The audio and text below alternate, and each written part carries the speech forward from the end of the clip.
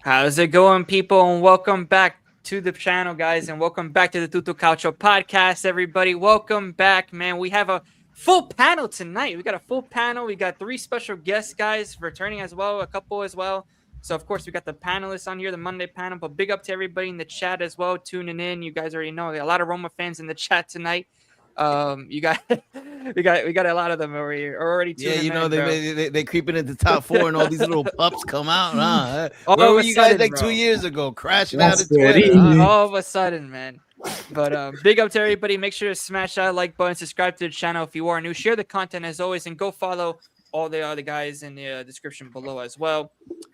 Big up to everybody, man. And of course, we got a special guest. We got Valentino coming in, guys. You know, the Italian striker. You know what I'm saying? Big up, bro. Appreciate it, guys. Thank you very much for having me. Yeah, excited. Man. Let's do it. Yeah, man. Yeah, bro. We're gonna go right into it. The Napoli topic with you, brother. So, how did you become a Napoli fan, bro?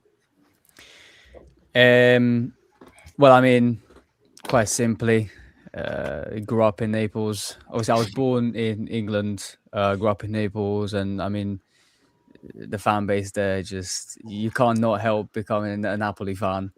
The colors, the atmosphere, the legends, just everything about it, man. I love Napoli in and out. So simply, Since you were a kid, right? I was a kid, man. Yeah, I was a kid. I was literally became a Napoli fan, stayed a Napoli fan, even living in the UK for a very long time. Awesome, so yeah. Bro.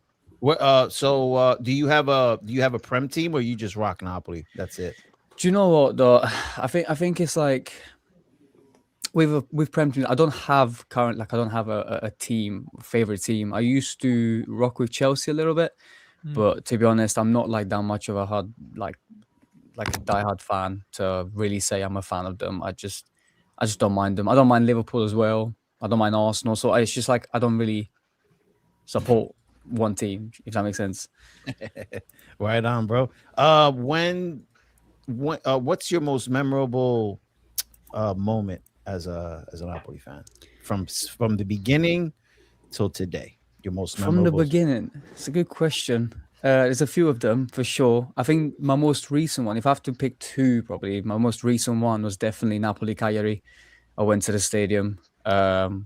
It was a special evening. Won the Scudetto, of course. Probably that's the best, highest moment. But if I have to pick like one moment where it's like peak proper time, it was Napoli Lecce, I believe 2009 or 2010. Cavani screamer from outside the box in the last second. I mean, I was at the stadium again, but I was very, very little. It was a school trip actually to the stadium. I mean, I still remember it, and it was a long time ago. It was incredible, and I was on the TV as well. I was on the replay, so it's really cool, really cool. Oh, yeah. Nice, man, nice, brother. All right, before we go into the game, you guys have anything you want to ask Valentino? Any comments? I'm pretty sure the Roma fans are pretty salty that you talk about Scudetto and stuff. You know, they don't know what that is. You know, these guys haven't experienced a Scudetto yet. You look at George shifting his chair. George, nobody's scared of George. Nobody's scared, bro. We're just ready to fire. Like you about to 2027, bro. Don't worry about it. 2027 will be there. Yeah, I have a few. Go ahead. Oh, no. Hey, who's your current and all-time favorite Napoli player? Good question. Current and all time, you said. Sorry. Yes. Current has to be Scotty McTee. I mean, I love the guy to bits. Obviously, like another player that low key I want to give like a bit of a platform. Alisson Santos. That boy makes me crazy. Sounds crazy. he's unbelievable. He's unbelievable. But Scotty McTee, recent and all time. The thing is, I'm not going to be the typical Napoli fan and go Maradona, because obviously, again, Diego is a god for us, but it's way ahead of my time. So I think, for my time, favorite player. Can I say Kvaratskhelia, or is that too recent? Oh no, bro! You can't be saying his name up in here. My boy here hates Kvara, bro. So Don't say Higuain either. I can't stand Gavara, bro. Get out of here, man. How can you stand Kvara, bro? Well, I mean, because he left us mid-season while we're chasing a title, bro. He should have left before that summer, the summer before, or he should have waited 4 more months and left properly, bro. I do agree. Yeah, I do agree. At the same, go ahead. I was just gonna say that, I'll go on a rant, and I don't want to do that. This is, it's not about Gavara. This is about you. But yeah, man, we got screwed over. We could have gotten a lot more money from him if we would have waited for the summer. And bro, like, I don't like how he's been moving. I didn't like the IG post that he made about the Champions League, about some said I couldn't do it, and it was him in Napoli, but I did it, and then it's him with PSG. Then the comment he made about like he enjoys Paris because he could go out and the fans aren't harassing him, like all these little things, like shut up about that stuff, you know what I mean? But go ahead, what do you got? No, I completely agree with you. I think that he could have gone a bit better about it. That's why I think if I have to name a player, I won't say him. I say obviously Kvaratskhelia, just because, like, as a player, he's incredible, and obviously what he's done at Napoli was amazing. Yeah, he could have definitely handled it better. But if I have to definitely say all time, I'll probably go Ezequiel Lavezzi. Lavezzi is just a special player for me, man. Okay. It really, really, really was. So yeah. All right, Lavezzi, that's a good shout out, bro. That's a good shout out. As well. Yeah. All right. How about the Napoli player that you dislike the most? Ooh. I mean, I think I can know who. I think I could guess who that one is. Nah, do you know what? You'd probably expect me to say Gonzalo Higuain, isn't it? Yeah. The thing is, I don't hate him because I think, it's I don't want to be different. It's more like I don't hate him because, again, it's like opportunities, especially at that time, Napoli. Realistically, if you're not fight for like a higher spot in the Champions League, I think he's done the right choice. If you really want, as a player, as a like. I don't know. It's hard. It's hard with Higuain, especially what he's done in Napoli. I can't hate him for what he's done. I think he was phenomenal. He's one of the best strikers. Valentino, bro. Valentino, bro. I could already say that. I've only known you for like maybe 10 minutes. You're a very forgiving person. You are a very forgiving person. I don't know. You don't know grudges. You cool with Gavara. You go with Higuain. I don't. It's just if these players have written history for Napoli, and I can't hate them for that. But I didn't have to hate Spalletti as well. I have to hate Osimhen as well because he's linked to Juventus. I don't. It's just hate is a big word, I think, in football. That's why I said dislike. Which one do you dislike the most? Dislike. Like you wouldn't go out and buy their jersey right now. Some way to put it. You wouldn't put their name on the back of a Napoli jersey. Let's go with that. You know what? If I have to say a current player, I'd probably have to be like Juan Jesus. He needs to leave. And he's an Roma from. Yeah, I know. Yeah, Juan. These it's a good question. I've never been asked that, actually. So ex-Roma never really had to so think mid, of that. bro. These ex-Roma players are so mid. You know what I mean? How will you now get to piss and Roma? That's your guy. Well, guess what? He won a Scudetto with Roma, with Napoli. He couldn't win one with Roma, right? That's a legend. That's a legend right there. I was don't diss her. It's a legend. Yo, Valentino, bro. We set off the pyro and the fireworks when we win a Scudetto. They do it when they sign Dybala, so we're not the same, bro. Okay. Hey, no hate on the ball at all. Come on, he's No, I love him. I love love him, bro. But I get what you mean. I love it, but too bad the injury, him being injury prone, he would be playing for Real Madrid right now. Oh yeah, but he had to settle for a small club, so it's all right. Yeah, like a tiny. We're bigger than you guys. But Oh yeah, how you figure? What have you done lately, bro? What have you done? Anyways, we'll move on, bro, because we'll be on this all day. We'll be here all day. Anybody else got anything? I got one more, and it is about a current player. And Dom, I think you're gonna love this one. It's about a current player that plays for Napoli. He plays on the right wing. Politano. What are you thinking about Politano? You know, because a lot of people hate on him. You know. Let's just say Matteo Messi. Did Tony hear that? Is Tony here? Yo, you hear that? Yo, you hear that, chat? Hold that, Tony. Hold that, Tony. Guys, Hold that, bro. What's so funny? Anytime Politano's mentioned. because you said Matteo Messi over there. You know. I know. No, listen. Politano. I think it's again. Politano has definitely declined as a player. I think he's past enough. It would definitely need a change there. But I can't ignore him, man. A couple of years ago, he was doing well, man. He was doing well. He was flawless. I loved, like, he had one single thing on his mind: cut to his left foot, cross it in, and that's it. That's what I loved about him: simplicity and also his work ethic.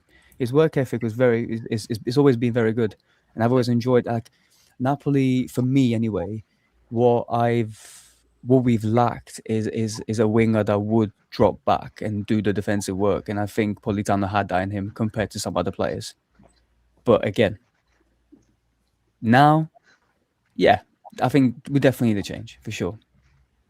Yeah, you see, look, Valentino, he's like, yeah, we could tell that you don't go on Twitter, Valentino, because if you did, you know, you wouldn't be thinking so positively about our players, because, you know, I know. That's why Twitter, I stay away from Twitter. That's why.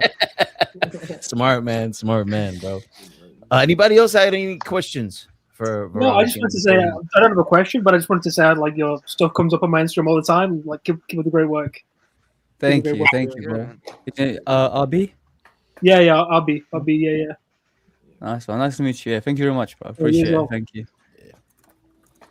Go to panel. Big up. They got Chloe in the house. Big up, Chloe. Big club. Big up. Why?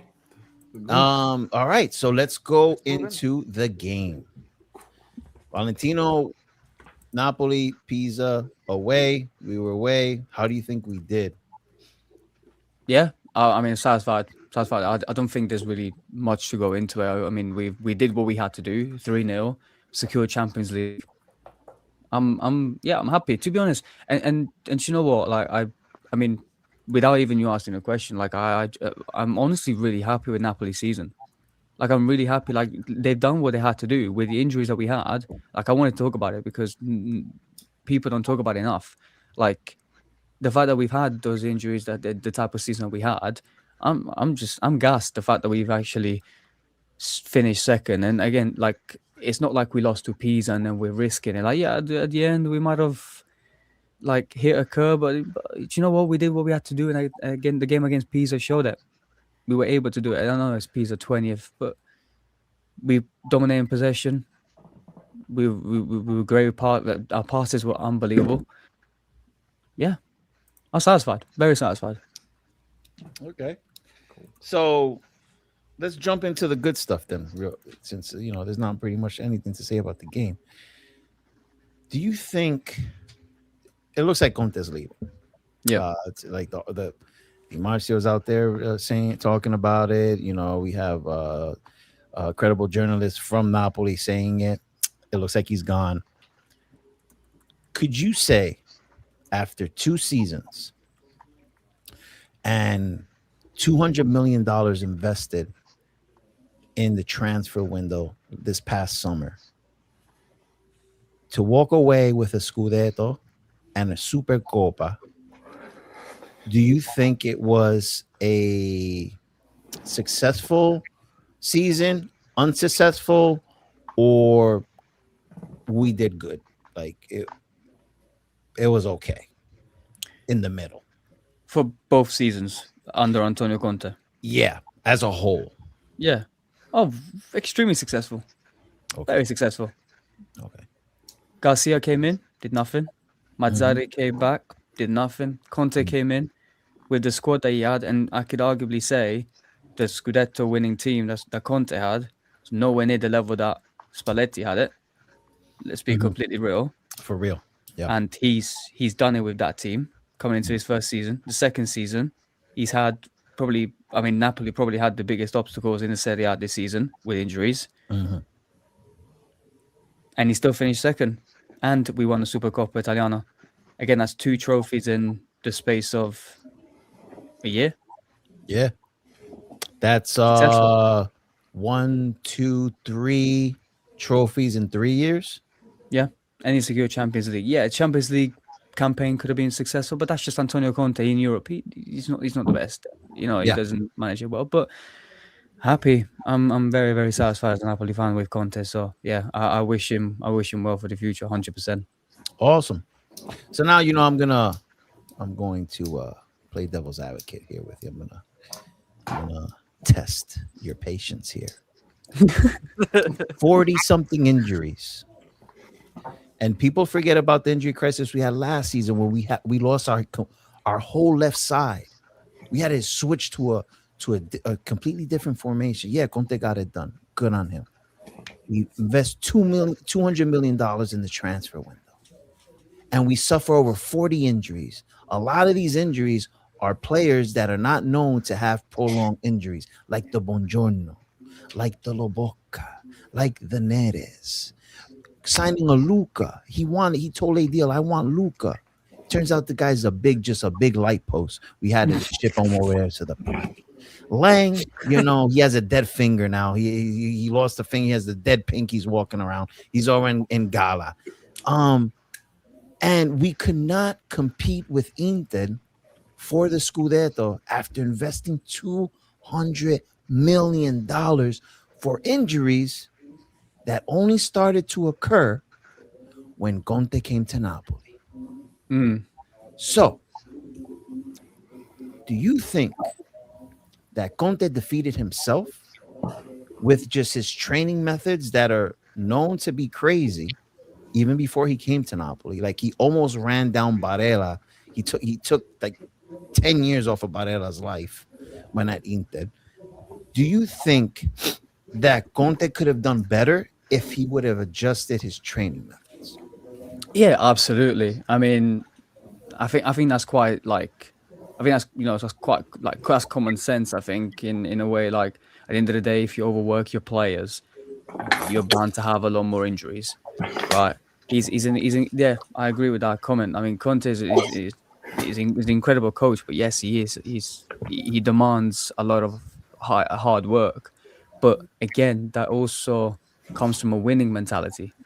Like, yes, he's overworked his players, and yes, it's not amazing, but at the end of the day, I think if he didn't win what he did, well, like if he didn't win what he did win at Napoli, then I'd be like, what are you doing?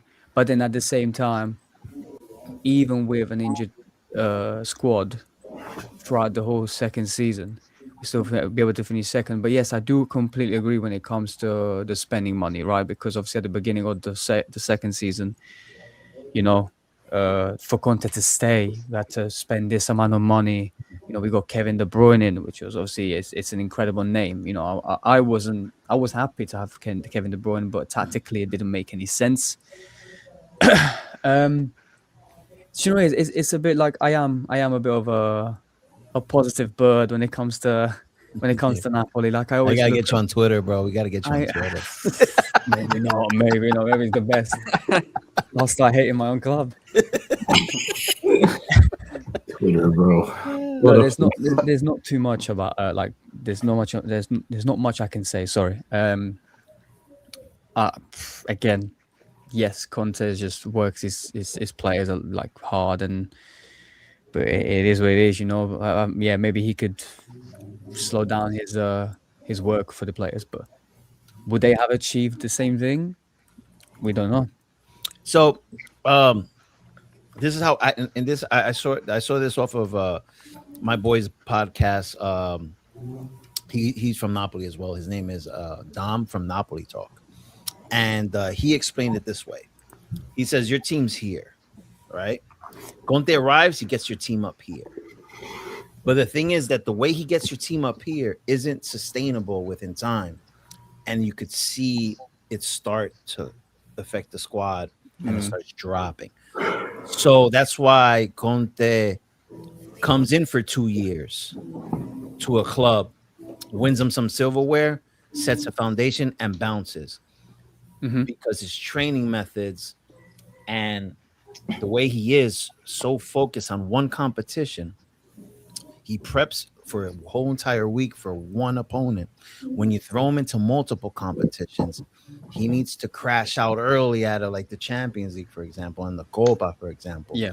To make some noise in the league. It happened with Inter, and with Juventus it was an exception because, to be honest, what other competition did Juventus really have at that time other than Napoli and Roma? Because the Milans were hoping to get a Europa spot at that time. So I see this as a good time to break apart, to go separate ways. You know what I mean?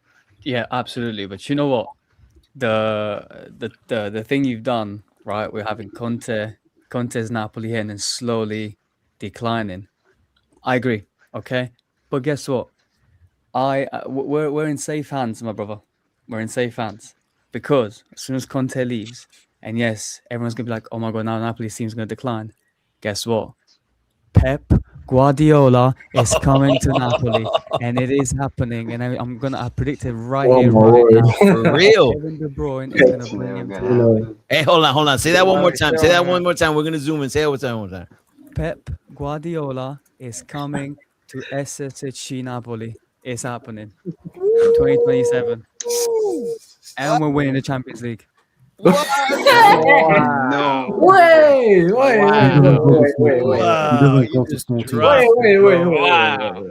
He just dropped it, bro. Still out of it. He just dropped it, bro. Yep. You gotta respect it. Hey, you gotta respect it, man.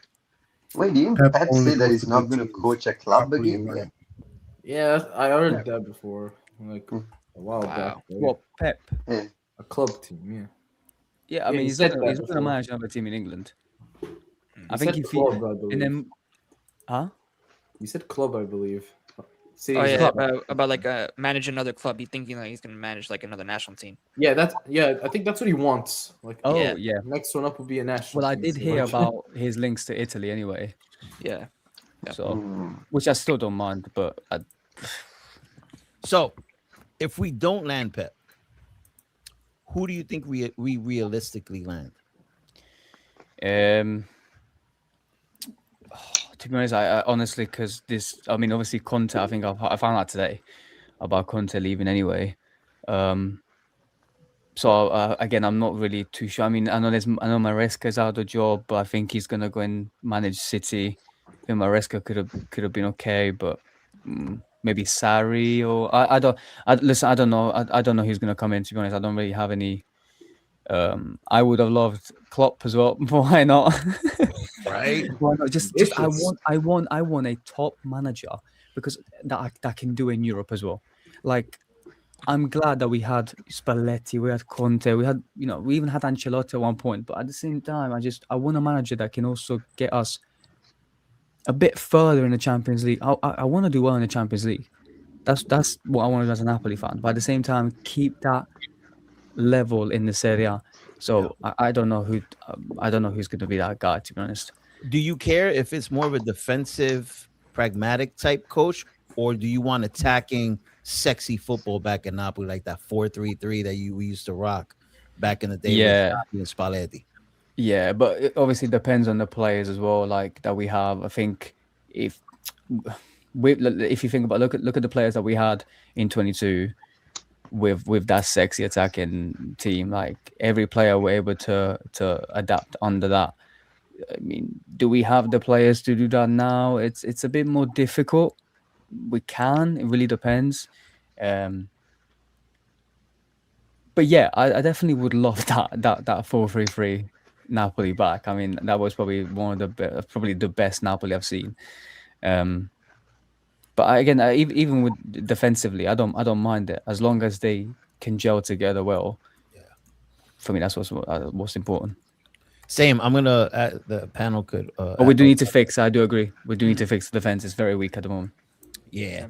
I really don't care what style comes. Like a lot of people were complaining about Conte because if it wasn't like that Napoli attacking style that we're used to. I didn't really care about it. My main concern was the injuries. That's what I cared about. I would like to see attacking football once again come back, but I want to win things. You know, like we had Sarri. We were playing the most beautiful football in the world at the time, up there with Pep Guardiola's Man City, and we won nothing. So, I agree. Yeah, I'd love it back. I mean? I'd love to see it back, but needs the right coach, the right players. Simple as.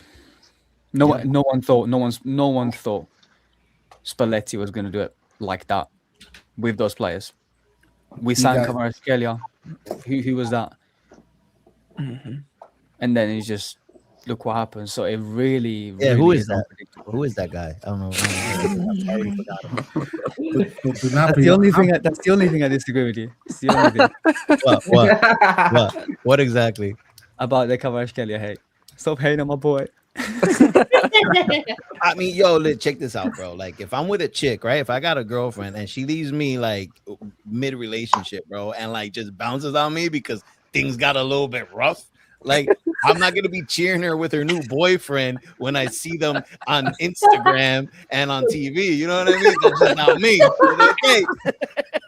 Listen, if I'm Napoli and my girlfriend goes to PSG, I'll be like, I'll watch you. Go on, man. I'll gladly sit in the corner and just watch. Yo, I like you, bro. Hey, go on. I like your style, bro. Go on, bro. Anybody else got anything for Valentino, man? This is some good times, bro. Talking ball with him. Bro. Anybody else got any questions? I was gonna ask. Do you not think Napoli have the players? Alisson Santos, Højlund. You got full time. What's that young player? What's that other young player? Vergara. Giovanni. Like, do you guys do you think you don't have the players to play that attacking football right now, or is do you need more reinforcement? What else do you need? Selfish bums.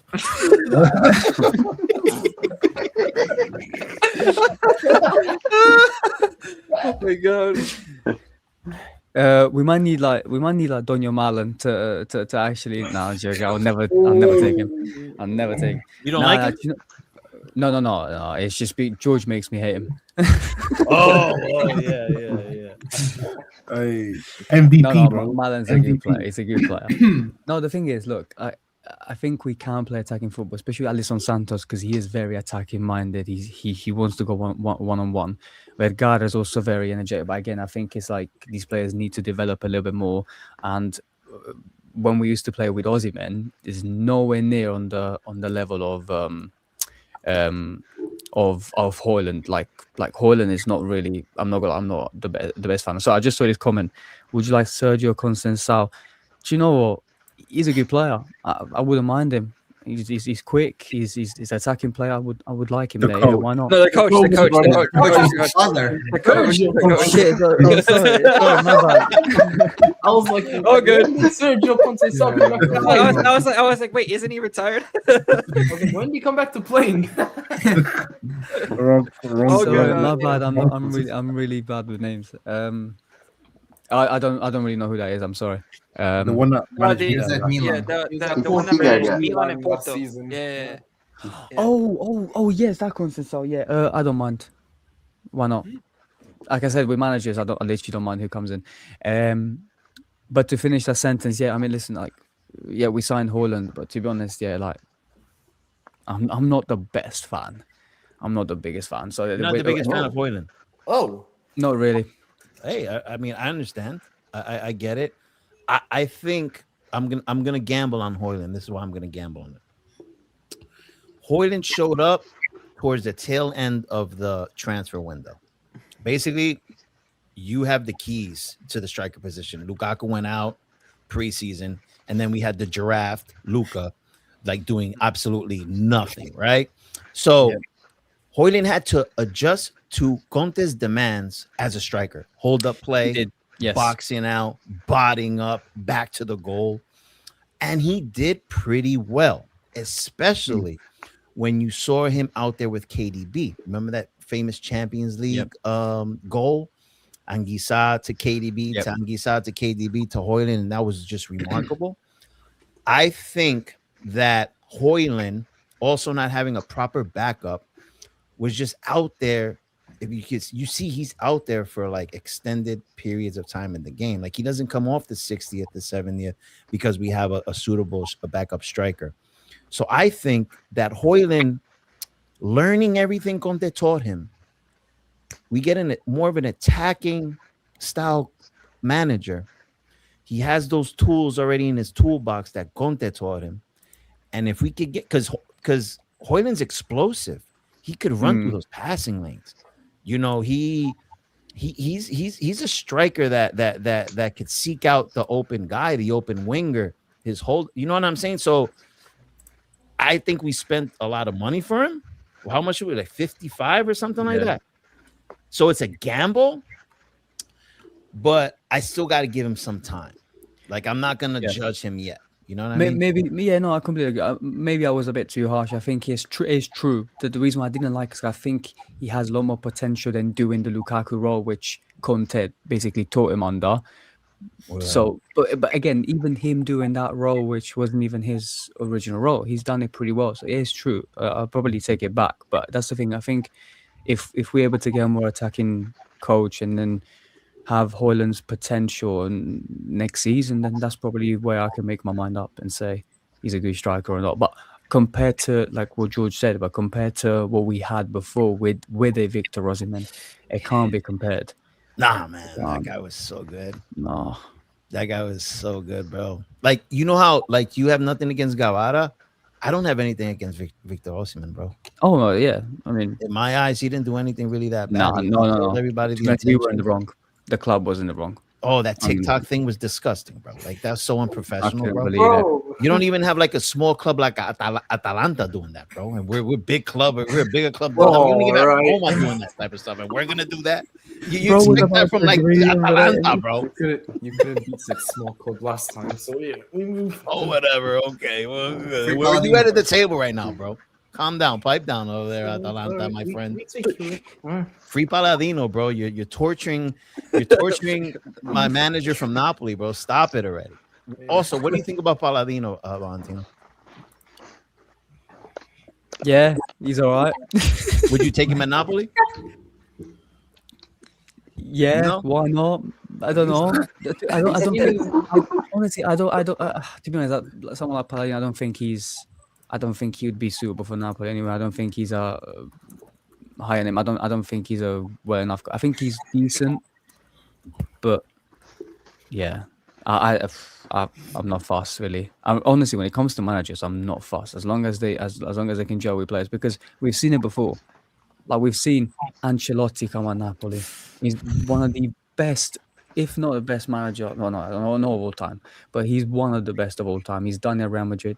He was terrible in Napoli. What a mistake that was, bro. That was such a mistake. He was giving it to his son as an experiment project. You heard about that? Like he was letting his son like call the shots and stuff. Yeah. Also, it wasn't even him. Well, he was there overseeing, but he was letting his son kind of like experiment with Napoli. That's why we had the whole mutiny, bro. Like a lot of these players, Insigne, Mertens, they were like, oh, wow. See, I wasn't even aware of that. Yeah, bro. I just know he didn't really do well. So, nah, he was cheeks. And then Gattuso came in and kind of brought some stuff. stabilization. To the club. But like, Small clubs like Napoli being used as experiments. That can never happen at a big club like Roma. But hey, carry on. Big club like Roma. how many Wow. titles is Spalletti in Roma? Big club like Roma. Yeah, How many what? How many titles is Spalletti in Roma? yeah. Couldn't do in a small club, could he? The pressure of actually performing. You know, normally big clubs get into the Champions League. When was the last time you guys did that? When was the last time you guys did that? In about 6 months, you'll see us the champions. The Olympic. I'll let you know. I mean, I'll it'll be send you a a video. expense, so you know. Doomed in the playoffs, anyways. Shut up, Doodle Boy. Ain't nobody. You want a title that nobody cares. That's Oh, you want to? No one cared about that Hey, title. but for now, let's give our guest the floor about Napoli Yeah, go ahead. before you begin talking. You You guys got anything else? So I know. So we're gonna go into the Roma topic next, Valentino. You could stay as long as you want to, brother. But before you do leave, we're going to jump to our last topic just for you. This way, I want to know what your predictions are. So we're gonna do our last top 6 predictions. We did it last week. We're gonna do it again this week. We only have one more match day to go. So right now, for Champions League, Inter and Napoli have it locked. Mm-hmm. Now, Napoli doesn't have second place locked, but they have the Champions League locked. So there's 2 more spots left. Who do you give those 2 spots to? In what order are you going to rank the top 4? Remember, Napoli don't have the second spot locked. They have to beat who we played last game? Udinese. We have to beat Udinese at home. So who do you give the other 2 spots to, and who do you give the 2 Europa spots to? Okay, well, it's down to last games. Yep. Obviously, Roma having Verona. I think, you know, I don't think it's going to be an easy game.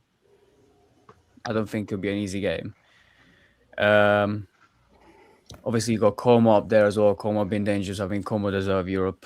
They've done really well. They got Cremonese. I think they can get it done. I think Milan will get it done. It's a tough one, but if I have to call it, I would say Milan get it done. I think Milan go in it, and I think Como go in it. So you have Como making top 4. Yeah, I think. Wow, interesting. I think Juventus go 5th, Roma go 6th. Wow. Oh Interesting. my god. Interesting. Wait, hold up. Wow. Are they even able I think you draw. I think Wait, they draw. what? I think they draw to Verona. So wait a second. You're saying it's going to end up being Inter, Napoli, Milan, Como? wait. No. Hey, Fred. No. You better get that Inter jersey ready. No, I'm gonna stop. Like hassling the Roma fans. Listen. I think Como will probably find the hardest game because Cremonese are fighting for relegation. So I think they're gonna be up for it, right? Could they get a draw? It really does depend. Could they get a draw? They can. I think Roma will beat Verona. I honestly do think that it might stay like this, like the way it is. I think Milan 3rd, Roma 4th, Como 5th, Juventus 6th. Oh, Juventus above Como. I can't see it changing much. That's me personally. Yeah. But I do think Roma will get Champions League this season. Okay, cool. Everyone else, we'll do our predictions at the end. But yeah, Valentino, that's I just wanted to get that info for you. Also, by the way, you play striker? Yeah, striker, left wing. Yeah. Nice, brother. Yeah, I saw your clips, bro. Good stuff, bro. I appreciate it. I would have charity match fraud. Don't get fooled by this guy. Penalty merchant. Put your stats right now. Penalty merchant. Penalty merchant. Man. Go on my Instagram, go on my top. Just see, there's a header in there. I'm 5'7". There's a header. Just saying. Imagine if Jorginho was a striker. That's Valentino right there, bro. Christ on a bike. Wow. Jorginho. Wow. There's no tech.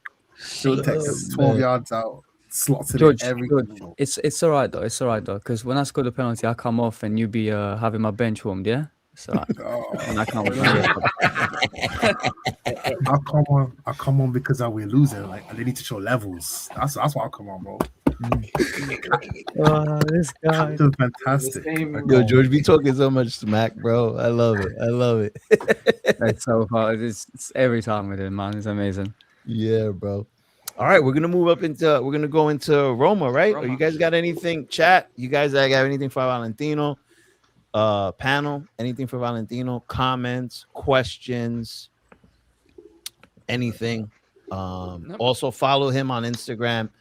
It's in the descriptions and everything. I already did. I'm gonna hit you up in the future. See if you come back on the show. 100%, not pleasure. Yeah, 100%.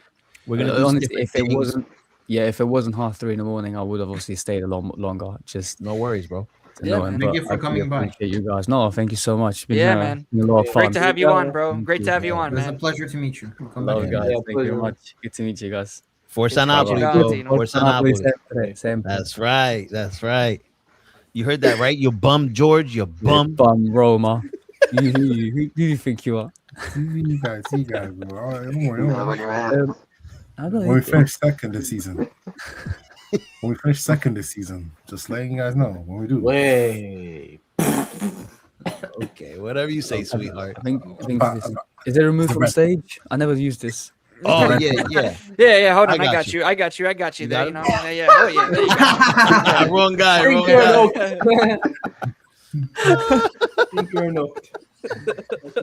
Oh my god. All right, yo, Valentino. Get some sleep, man. Appreciate you stopping by. We'll keep in touch, brother. Yes, 100%. All right.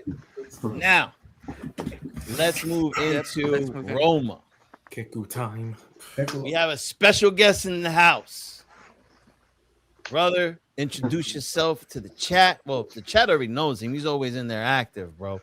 So introduce yourself to the panel, the chat, and yeah, bro. Go ahead. You got it. So, what's up, everyone? I'm Kekula, and thank you for having me on the pod. Yeah, man. So, Good to have you, bro. Yes, sir. Good to have you, bro. Always, yeah. How did you become a Roma fan, bro? I mean, growing up in Rome, it's obviously between two teams. So, and I like the color red. That was one of the reasons. I mean, but mostly Totti, like, he was a joy to watch back then. So, it was obviously going to be Roma. And my dad started watching Roma like 2 years before I was born. So, that helps. So, yeah.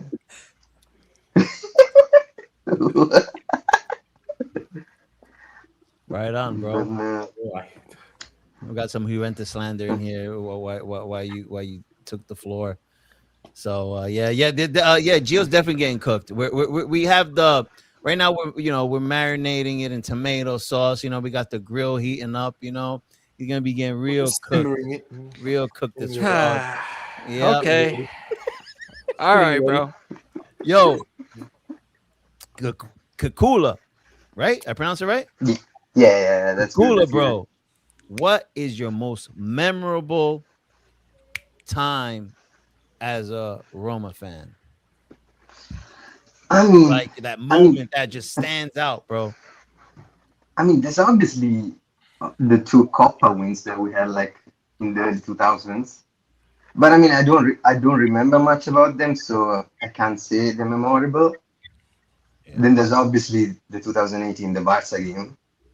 But I wasn't in Rome, so however, I feel the biggest one, it's got to be the conference win. It's got to be the conference win. The Conference League. That's your biggest moment.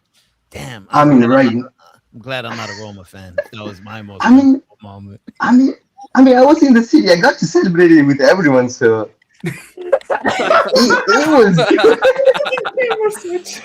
Hey, Guy. hey, at least that's one more trophy than Napoli did in Europe. That's one more trophy than Napoli have Napoli a in UEFA Europe, Cup. sir. Oh Tell yes. him, Doodle. Nah. Hey, Doodle. Hey, In Doodle, recent Doodle. times, in Doodle, recent tell him times, what's up, Doodle. Tell him what's up. in recent times. Tell him what's up, That Doodle. UEFA Cup was hard, bro. Don't underestimate. He's gonna That was a flex hard that one. UEFA Cup. When was that though? Like that was like No, what? that was when only Your league age. winners could play in the Champions League. So That's everyone when else it. was- That's when it Yeah. wasn't like this Europa League that is now. That's when it was competitive. That's when second, third, and fourth teams from their leagues went straight there. Feel me? So you It's enjoy gonna your flex third year it. Conference League Cup though. Flex, guys. You enjoy your Flex. third year Conference League. We'll see next year when we play the UCL. We'll see who does better. We'll see. Bro flexing We'll is prehistoric. Bro flexing is prehistoric. Exactly. Yeah, when that competition was a lot more competitive than it is today. Of course we will, Georgie. Of course we Right will, now. Georgie. Put me down to 1985. I'm better than Diego Maradona. That's the When was level. the last time? When was the last time you won the Scudetto? Like 10 years after that. So like, what are you talking about, bro? Yeah, Flex. prehistoric time, bro. Where You flexing prehistoric trophies, bro. That's all you Dom. won. Dom hates Roma more than he loves Napoli. Just letting you guys know in the chat. You say Dom whatever you hates want to Roma. say, sweetheart. I was actually rooting for you guys to make top four to bounce Juventus out. So I don't hate you that much. But I'm not gonna let no Roma fan over here come up like you and talk some nonsense when the only trophy you got is the one that jersey that's behind you, which is Dybala. That's your recent trophy. That's all you got to talk about. And now Malen. That's all you got, bro. Better. Best striker in the league, MVP. Just put it out there. True. This guy will try to tell me. Wait, I got a question for Kekula. Yes, I have a question for Kekula. What are your thoughts, real thoughts, no jokes aside, on the three senators at Roma? You know what I'm talking about. The coach himself, Brian Cristante. The captain, leader, legend, Boy, Lorenzo I Pellegrini. hate that, by the way. And the I guy hate who that scored 2 Cristante is the goals in the captain, Derby, by the way. Gianluca Mancini. What do you think about that? What do you think about that? I despise that Cristante is the captain of the team, by the way. That's like that. It hurts me every time I see that he has the armband on. But however, though, as bad as mediocre as he is, he's not bad. Cristante is not bad. The only thing is it's that he's not great. That's the only issue. And he's versatile, so and Gas likes him, so yeah. Like personally, Cristante, I don't like him. If it was on me, I would want him out, but I don't mind if he stays. He's a bum. Just say it is, bro. He's a bum. He is a bum. He is a bum. He is a bum, but yeah, he's a mid player that plays for a mid club. He's right at home. Yeah. That's where he belongs. Would be a Would you call us a mid though? Can't lie, bro. He's better than McTominay, but hey, that's a different conversation. What? I mean, if he was at Napoli, you'd know that Conte would play him every day. You'd know that. I think Cristante is just he's okay. He's just average. He's just average. He's just there. That's what he is. But that is the thing. He's like very average. To be fair to him, he's very smart. Like mentally, he's very smart. He knows where to be. It's that his body just can't keep up. That's the only issue with him, bro. He's so slow as well in the midfield. He's so slow. Yeah. He's very smart. Like on the ball, he doesn't really lose possession because he doesn't really try anything crazy. He just 5 yards here, 5 yards there. Safe guy. And he's good on the set pieces as well. I gotta give him that. Yeah, he's gotta give him that. But other than that, who else? There's Mancini. I mean, Mancini, is he the best defender? No, but he's got heart. He's got that. And I like the way he runs up the opponent's players. So I love that about him. And he's an honorary Romanista at this point. Like he's not even from Rome, but like you feel like he's been at the club for like all his life. And he's like And I go on. I got a question for you. What do you think about Gasperini right now as a manager? Is he overachieving, underachieving, or is he just right there? How's the goat? Right now, Gasperini, I'd say he's just achieving. He's not overachieving or underachieving. He's achieving like what we're supposed to achieve, because Got it. with the squad that we have, we are like fourth or fifth. So he's basically achieving what we're supposed to achieve. Mm-hmm. And he's had a lot of injuries, not as many as Napoli, just a few less, but still, he had a huge injury crisis. Like, did you say a few less? Brother, we had over 40 injuries, so a few less is like 35 for you? Highly doubt it. No, like realistically, I think we had at one point we had like 6-7 players like not available. Like our attack was like we had to play like our midfielders on the attack. Yeah. And we only had like one striker. We only had Malen and Vas, but he's like a kid, so. But nah, Gasperini has done a good job. Gasperini has done an amazing job with Roma, and he's basically the closest coach that's come to taking us to Champions League right now. Yeah, he is. And Mourinho couldn't even do it. True. Yeah. I mean, he always fumbled it in the league. He went all in Europe, so. I mean, that's the goat. So I got another question for you. How important do you think Malen has been for Roma, and does he deserve the MVP? I mean, honestly, realistically, Serie A is never going to give him the MVP, because that would be like so bad for the league, because a player that came in January being the MVP, it would be so bad for them. But if you do make Champions League, it's because of Malen. So realistically, he is the MVP of Serie A. He should be. DiMarco. Yeah, you're a little Lautaro there, bro. Okay, I mean, if y'all want that as your trophy, sure. You can have the Dybala MVP trophy. You can set off the fireworks. You already do for Dybala announcement video. You can do it now for Malen as well. Malen MVP, bro. Serie A, please give Roma that trophy. Please. Hey, we'll have the fireworks. Don't worry about it. Congratulations, bro. You won the double. Gio, do you care that they won? Dom, do you care? Acer, do you care? Anybody cares? Roma fans. I don't. I mean, listen. I don't think anybody really cared, because nobody Mm. really saw them actually lifting that trophy. So nobody. You know why? Why no one really cared? Because everyone was caring about Juventus not making top.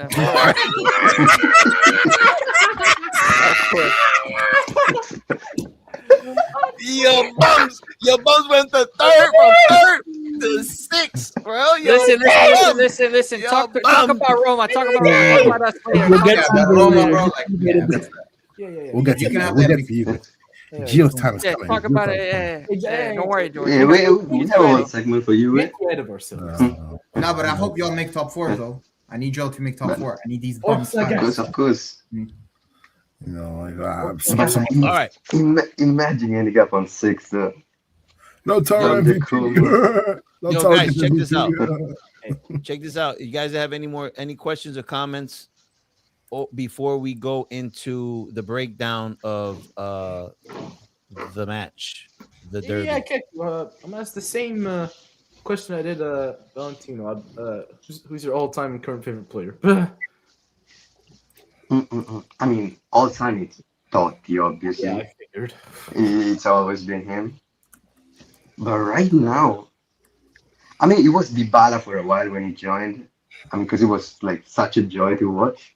Still is. But afterwards, I mean, with that De Rossi season, like from that season, it's been Svilar, bro. He's been such a joy, like as a goalkeeper to watch. He's just so good. He was so good last season, by the way. He was so freaking good. He's tuned down a bit this season, but yeah, he's still one of the best. He's still good this season. He just had a couple of mistakes. That's all it was. Yeah. You know. But he's still like one of the best keepers in the league. So in the world. Anyways, let's talk. Summer MVP. All right. Carney's better. Anyways, let's go into the breakdown, guys. Let's go into the breakdown of the match. George, break down the match, dog. Tell me how you, just break it down for us. Like we didn't even watch it. And Kekula, jump in whenever you want. If you don't agree with this bum down here, just say you don't agree with this bum. No one ever does anyway. So, yeah, go ahead. Open it up, George. I agree with him. I'm gonna be honest. Coming into this game, I wasn't that nervous. Lazio been horrible. It's a derby, so you have some nerves, but like I never really expected to lose. I think that's a very big indictment on Lazio. But yeah, this game starts and Lazio were very good. They started off very hard. They had a couple chances. Dia scored, but it was way offside. But apart from that, it was like, yeah, Lazio were good. They started off good, but then Roma just scored. And I just killed the entire momentum for Lazio, basically. And after that, Dybala, this guy in the back, he was incredible. I made a video that he was just simply like every time he got the ball, the Lazio players tried to punch him, kick him, push him, kick everything, bro. You know, that's how they described Maradona back in the day. That's what Dybala was. But no, he was great. And then we had Roma start getting a couple chances, growing into the game after they scored. Then the second goal came from Mancini again, and I just killed it. That just a knockout punch for Lazio, and yeah, man, Roma moved into fourth.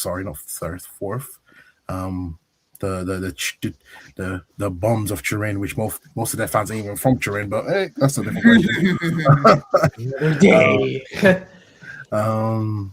They moved down to fifth or sixth or whatever they are. Who cares? They're not in the Champions League. That's all that matters. But yeah, man, it was a great game for Roma. Great game. And again, but Lazio just bad. That's what it is. Lazio just bad, and Roma just capitalized. You know, they got the job done. A couple of still missing players. Dovbyk came back. El Shaarawy is unfortunately going to leave, which, you know, sad thing, you know, legend of the club, you know, again, would be Napoli top 5 player in history, but hey, that's a different debate. Do you see Gio? He always has Napoli on his mind, bro. Like, you upset I know with us, you, bro. Like, why you just don't like talk about your team, dog? Like, what are you doing, bro? No. Talking about. But I'm gonna give it to Kekula if he disagree. I think again, Lazio started off great, but again, Roma just took their chances, capitalized, and that was it. Sfila made some great saves, so shout out to him. Yeah. But Ndika as well. I want to talk about Ndika. He's probably gonna be out for the season. Could be missing his World Cup's in jeopardy. He came off early. That was sad. He's been incredible this season for me. He's been my centre back of the year. He's not defender of the year because DiMarco he broke this record or whatever he did. Well, I'm not gonna say DiMarco's not a defender, dog. Yeah, he's not even a winger. So why are you bringing him up? Yeah, he's just a winger that plays like behind everybody. He's a wing back. That's all. Why are you even bringing him up? A wing back who's never back. All right. MVP DiMarco. Okay. Again, if you want the MVP trophy, bro, feel free, bro. That's something Roma will probably win for this one trophy for the next 10 years. You two got like a little rivalry going with this MVP. Man, you want me rivalry with Roma, man? Come on. George and Doodle. Hey. Well, you know Inter. Let me tell you something. Let me describe Inter. Inter's like the middle. Are we talking about Roma though? Why are you talking about us? No. This is a Roma segment. This is a Roma segment. Juve and Milan, they talking Champions League, Scudettos, 36-7. Okay. But Napoli, Roma, Lazio, they're arguing between themselves and Inter's just like they want recognition, they want attention seekers. Bro, what I'm hearing right now, I mean, the thing is, Napoli passed in Scudetti, you know. Napoli passed in Scudetti, so I don't know, bro. Right now, it feels like you're only chatting to Lazio. Well, you beat Lazio, so. Guys, I'm an Inter fan. We want a Scudetto. Acknowledge us. Give me. Hey, we don't need your acknowledgement, bro. You gotta focus on making top 4. But you just gotta focus on not letting you in top 4. Doodle, you won the Scudetto, bro. Look, you even got the 2 trophies. Congrats, bro. There you are. Again, it's the Roma segment. Why are you talking about us? This is the Roma segment. Last section. Hey, see how? Doodle. This is the Roma segment, bro. Why are you talking about us? Why are you so emotional, Doodle? Why are you so emotional? What emotional? Yeah, literally. I said thank you there, bro. Fratesi has more Scudetti than Totti, bro. Yeah, we got you. Take off the glasses. Wipe them Roman tears. born and bred, by the way. And he has more Scudetto with us than Totti has with you. Both from Rome, by the way. Shout out to Fratesi, innit? Shout out to Fratesi, because we all know the Interisti, bro. As soon as they get to the Italian squad, they can't do what Totti did. They can't. Fratesi's not even Fratesi's a bench warmer, by the way. We don't even rate him. What about best? And your bum has more Scudetti than your best ever player. Barella. Look, get the old man a cane, bro. Get the old man a cane. Shout out to Barella, bro. He trying out there, bro. I'm just saying, bro. Oh, Barella, another person with more Scudetti than Doodle. Actually, no. In fact, you know what? You want to talk about Barella? Barella, right? Barella, 3 Scudetti. Roma, as a club, 3 Scudetti. Fair. Hey, but who remembers the Scudetto from Inter? Like, again, it's Inter, bro. No one cares. Like, do you remember your Scudetto? Wait. Do you remember Roma's Scudetto, though? Tell me about Roma's Scudetto for Roma, bro. Tell me about the story of Roma's Scudetto. I'm really willing to hear it, bro. I need to hear it. When Dom says, "Why not we got better than you," I feel something, but when you say it, I'm just like, oh, okay. No, it's just you're one of the. Yo, you're such a troll, bro. You're such a troll, man. I'm really. What's going on with this guy in the back, bro? What's going on with you, bro? You just waving mad humble, bro. That's the face of a humble man. Baby. I don't know, bro. He hasn't said one goddamn word the whole damn show. He's ready. He's getting ready. Listen, don't worry, bro. No, but Kekula. Let them go. Normally, Gio would have so much to say. He would interject. But his bum ass is there in 6th. So hey, listen, bro. Listen, calm down over there, George. Calm down over there. Listen, bro. You know what I'm saying, bro? Wait till we get to the Juventus section, bro. It's gonna be absolute cinema, guys. Absolute cinema, bro. Oh, boy. But dude, okay, I got a question. Focus on Doodle over there. Focus on your little rivalry over there with your MVP over there. What rivalry, bro? I'm focusing on celebrations, so you gotta focus on 4. You gotta focus on Torino. Hey, Doodle, bro. Hey, Doodle. Focus. You're gonna have a Roma scheme on. Listen, bro. Yo, look at this comment. Look at this comment. One more. Hey, how's Madrid season going, by the way? Trophyless with Mbappe 2 years in a row. I'm just saying. Doodle, in your head. Doodle. You know, no one cares here that you guys won the Scudetto, bro. Okay. Yeah, I agree, because everyone is focusing on you being outside top 4. Okay. It's true. Because Gio does have this little rivalry going on with Asir. Yeah, but you're the champ of the year. Yeah, well, that's a little bit different. No, but Kekula, I got a question for you though. Because we were talking about the derby. What's your favorite ever Derby della Capitale? Like one match that you watched. What's your favorite one against Lazio? I mean,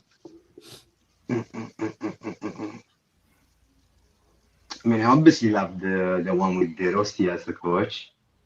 I obviously love that one. I mean, it was nice to see Roma win a derby after a long time with Jose, that we went like we didn't win one. But before that, I don't know. That's a lot. But now let's go with the Rossi one. That was actually, I was happy with that one. What? Lost. Please, Gio, put that comment back up. I'm going to fry him. What? Please.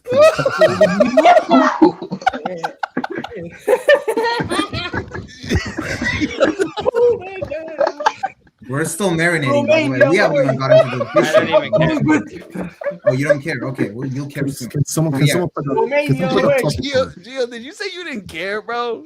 Yeah, I care. Gio, did you really say you didn't care? Oh, I know what he's gonna pull up. Ludo Carezzo. Did you really say that? It will be. Gio, come on.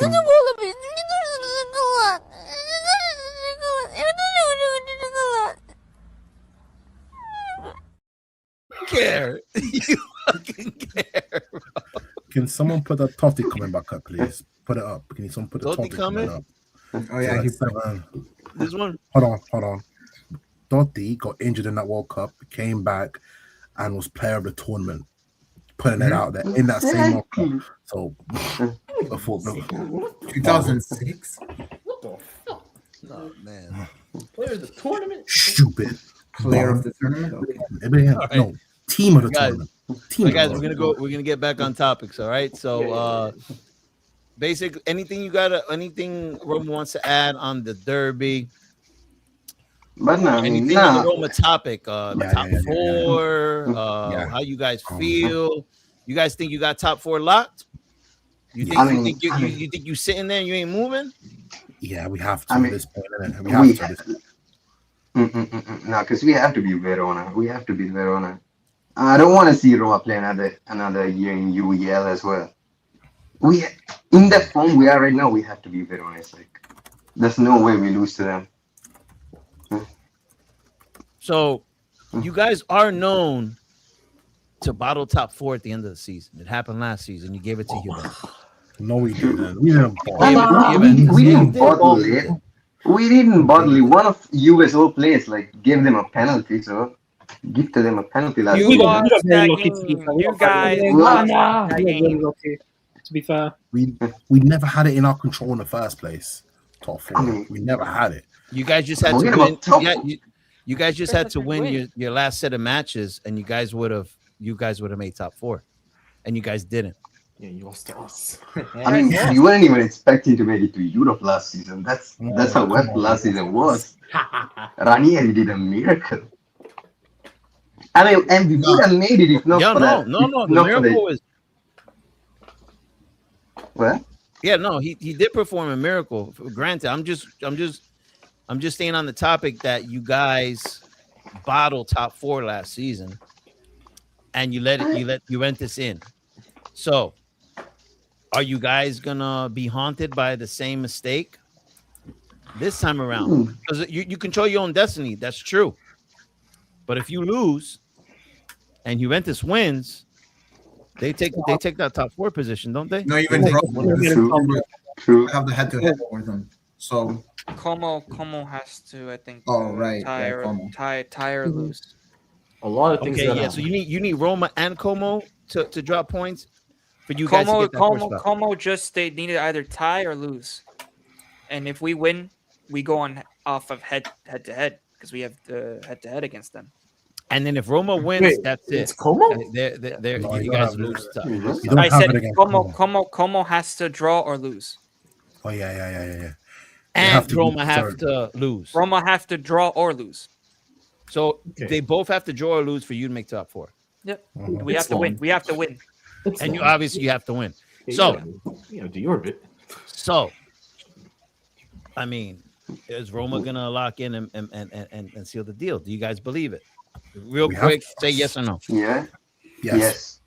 That don't sound too convincing, but you are Roma fan, so I really don't. I'm not. We're making it top four. We're making it top four. By next week, we're qualifying for the Champions League, man. We're qualifying for the Champions League.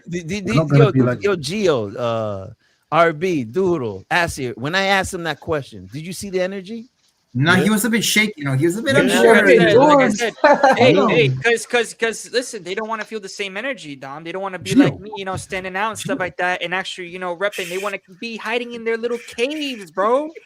You guys been doing that for years, bro. You guys, the last time you guys won a Scudetto was when, 2001 or something like that. 2001, yeah. That's cool, Gio. Enjoy your fights to Bucharest, bro. Oh my gosh, bro. It's okay, bro. It's okay. I mean, what are you gonna do in the Champions League next season, bro? What are you gonna do? 30th? Yeah, we're gonna do better. Hey, we're gonna do better than most teams. Most teams. We do good. Okay, be more specific. Let's see who. To be fair, you were gonna be yelling from the parking lot, so at least Roma are gonna be. Well, guess what? Yeah, like you guys. Jokes tonight, dude. Hey, Doodle. Like you guys are gonna do anything either. You guys lost to Bodo Glimt, a team from the Arctic Circle. What did you do though? Okay. Arctic Circle. Hey, listen, we lost to a better known team, like your freaking guys, bro. You guys are supposed to be Scudetto champions, right? Scudetto champions over there. You're in sixth. Losing to Bodo Glimt. Cool. You know what's funny? Let me tell you something. Hey, everybody has their banter, bro. It's our Let me tell turn. you something funny though, Gio. You should be thanking us because if Lazio beat us, right, and they went to the Europa League, Right now, if you finish 6th, you would be in confidence. No, hey, but guess what? Because we won, Nobody you're gonna get cared. Europa. Nobody cared that you I'm won the just saying. Copa, bro. You guys had 5 million viewers watching that damn game. Yeah, by the way, All that right, was nobody debunk, cared. By the way, that wasn't even true. That was Just no, saying. that's true. You know, Man, 100%. honestly, I blame that on Lazio, though. I don't blame that on Inter. I blame that on Lazio. I love it. Why is Gio? You know, I blame that on Lazio. You know, No whoever viewership, I no one. forgot who said that Juventus is the dark side. You know, I kind of like that. I like that we are the dark side. You know what I mean? We should embrace Oh, the that. dark side because right now We should embrace that, bro. Like Darth Vader. You know what I'm saying? Bro? We should embrace that. You know what I mean? Like, bro, I love You're in the Darth cave right now, Vader, so bro. of course you're on the dark side. Hey, listen, hey, Doodle, you've been in the cave You're all gonna be season the over there, fucking little boss. flip flop over there, bro, little dolphin, bro. Woo, You know over that, there, bro. Just Get watch outta out, here. bro. Torino Hey. next week. Book Hey, that. Doodle, Got bro. 3 games to Hey, watch. Doodle. You know, you couldn't even believe in your team, so you can't really say, you know, anything either. Yeah, bro, but you right now wouldn't I'm do that, celebrating, so bro. You okay, got bro. 5th place, 4th place Okay. to focus on. Not even Cool. fifth. All right, yo, guys. All right, go. We're going back on topic. Hey, Yeah, George. back Hey, on George. Hey, George. Hey, George. Don't defend this guy over here. Why are you trying to defend this guy all of a sudden? Don't be defending that guy over there, George. I see your true colors now. All right, don't be over there. Listen. Be like your little wolf over there, like your mascot, and just go back into the cave where you came from. All right, bro. Why There you you go, pipe it bro. up, bro? Right now you're gonna be in the cave, though. You're about Hey, to go. hey, listen, bro. I ain't in no cave, bro. I'm all good, bro. I'm I right here. can't wait. Yeah, you're the It's gonna bottom. be Juventini hiding next year. I can't wait for Kenan Yildiz next season in Northern Yeah. Dagestan. Yo, listen, guys. Let's go. Let's stay on topic. Yeah, Listen, yeah. we're gonna go Let's into wait for the Inter. king. Let's stay on topic. We're gonna go into Inter now. All right, Inter celebrations of the double. They won the domestic double. Inter versus Verona, the breakdown. Give it to us, Doodle. Tell us what you thought about the match. It ended up in a tie. You guys couldn't win your last match. No, our last match is against Bologna, but we're gonna play our kids. So I mean, not your last match, but like the celebration match. yeah, I mean, it happened against Lazio 2 years ago, where we also didn't win our last, celebration match. I don't know. I guess it's just a thing. About the match itself, I mean, what is there really to say? It was a bit of an emotional match. Our old guard, Sommer, Mkhitaryan, De Vrij, although he might stay, Acerbi, Darmian, they got their farewells.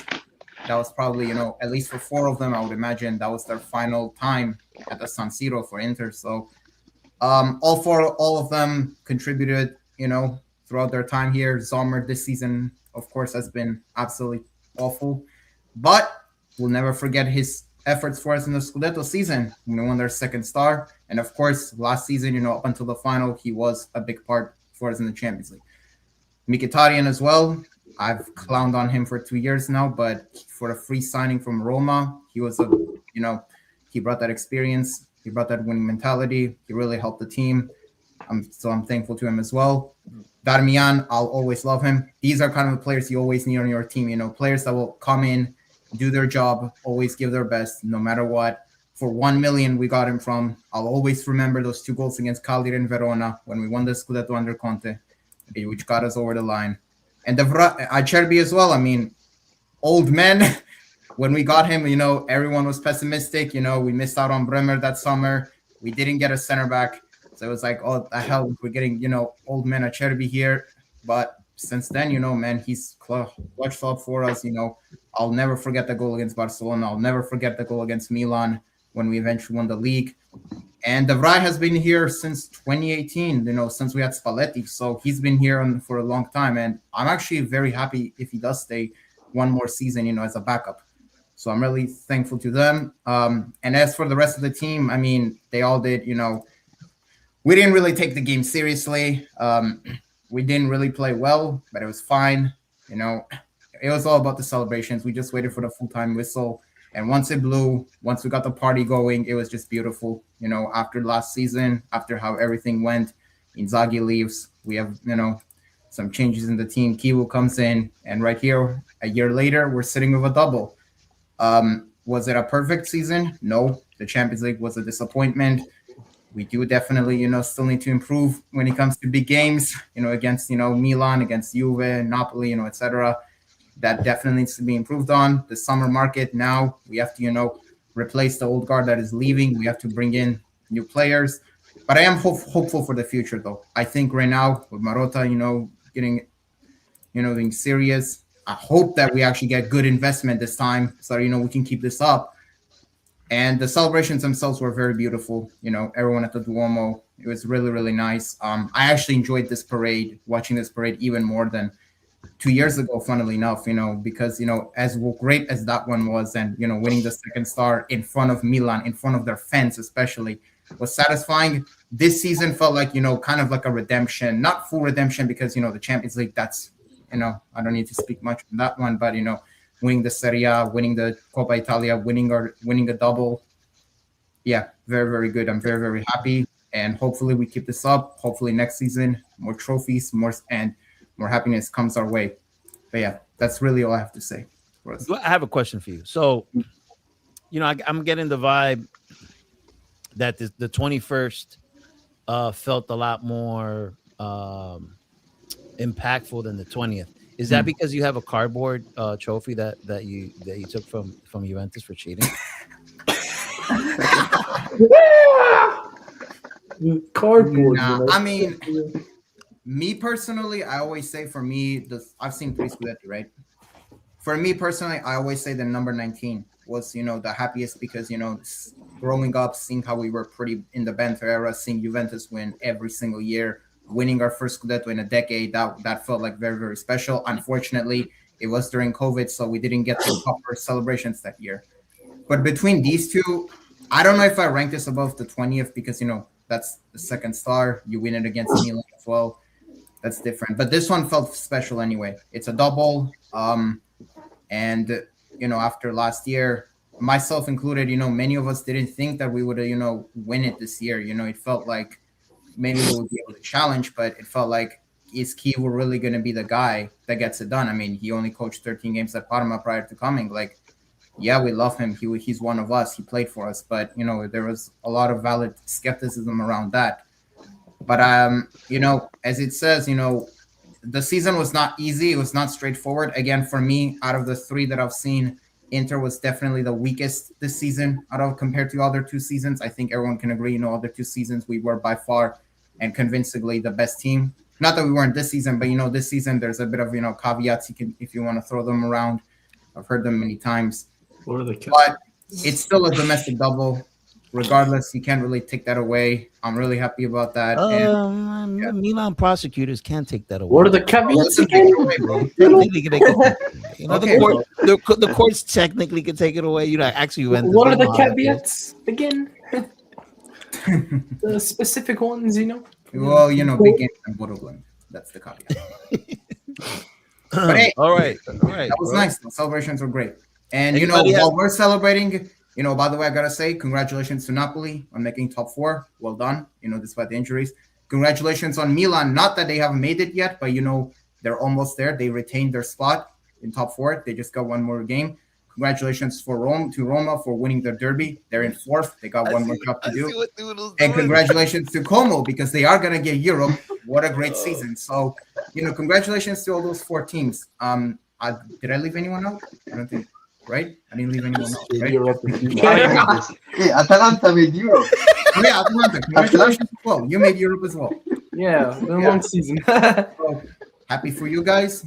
Keep it up. Well, not happy for Milan, but you know, there's another club. You know that is. Aren't you missing somebody, Doodle? Cool. Aren't you missing somebody? Oh yeah! How could I forget?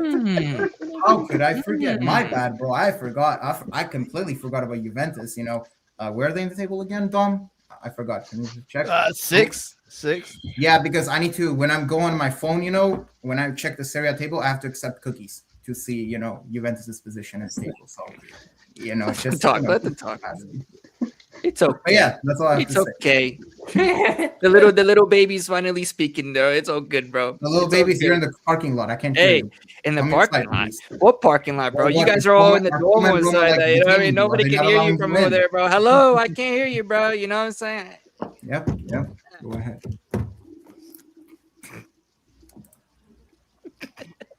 All right, guys, listen. Anything else for Doodle? I think we pretty much. Well, actually, I have a couple questions for Doodle, but guys, feel free to ask him. My question is, I'm hearing news. First, it was like 40 mil that you guys were gonna have at your disposal without selling players to walk into this transfer market. Now I'm hearing from anything from 80 to 100 mil without selling any players going into this transfer market. Do you believe that? Or is that like bogus? So my thought process about this, and really for like previous mercatos, is I'm not gonna believe anything until at least July. I think this is, where media begin to write up a lot of the things, the transfers and everything. I don't think it's gonna be like 100 mil without sales. I also don't think it's gonna be like 40 mil necessary. I think it's gonna be somewhere, if I had to make a rough estimate, like 50 to 70, like 60 maybe, before the sales, but I'm not really quite sure. I don't want to really give an exact prediction right now or like statement because I don't know. I'm gonna wait.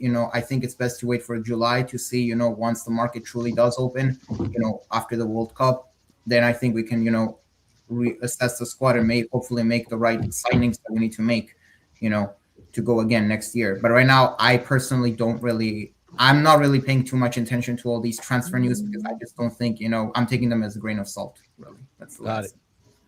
Fair. All right. I think the Juventus fans, I think Milan and Juventus fans will like this. Supposedly they're opening up an investigation on Thuram's Milan slander. Oh yeah, the rat.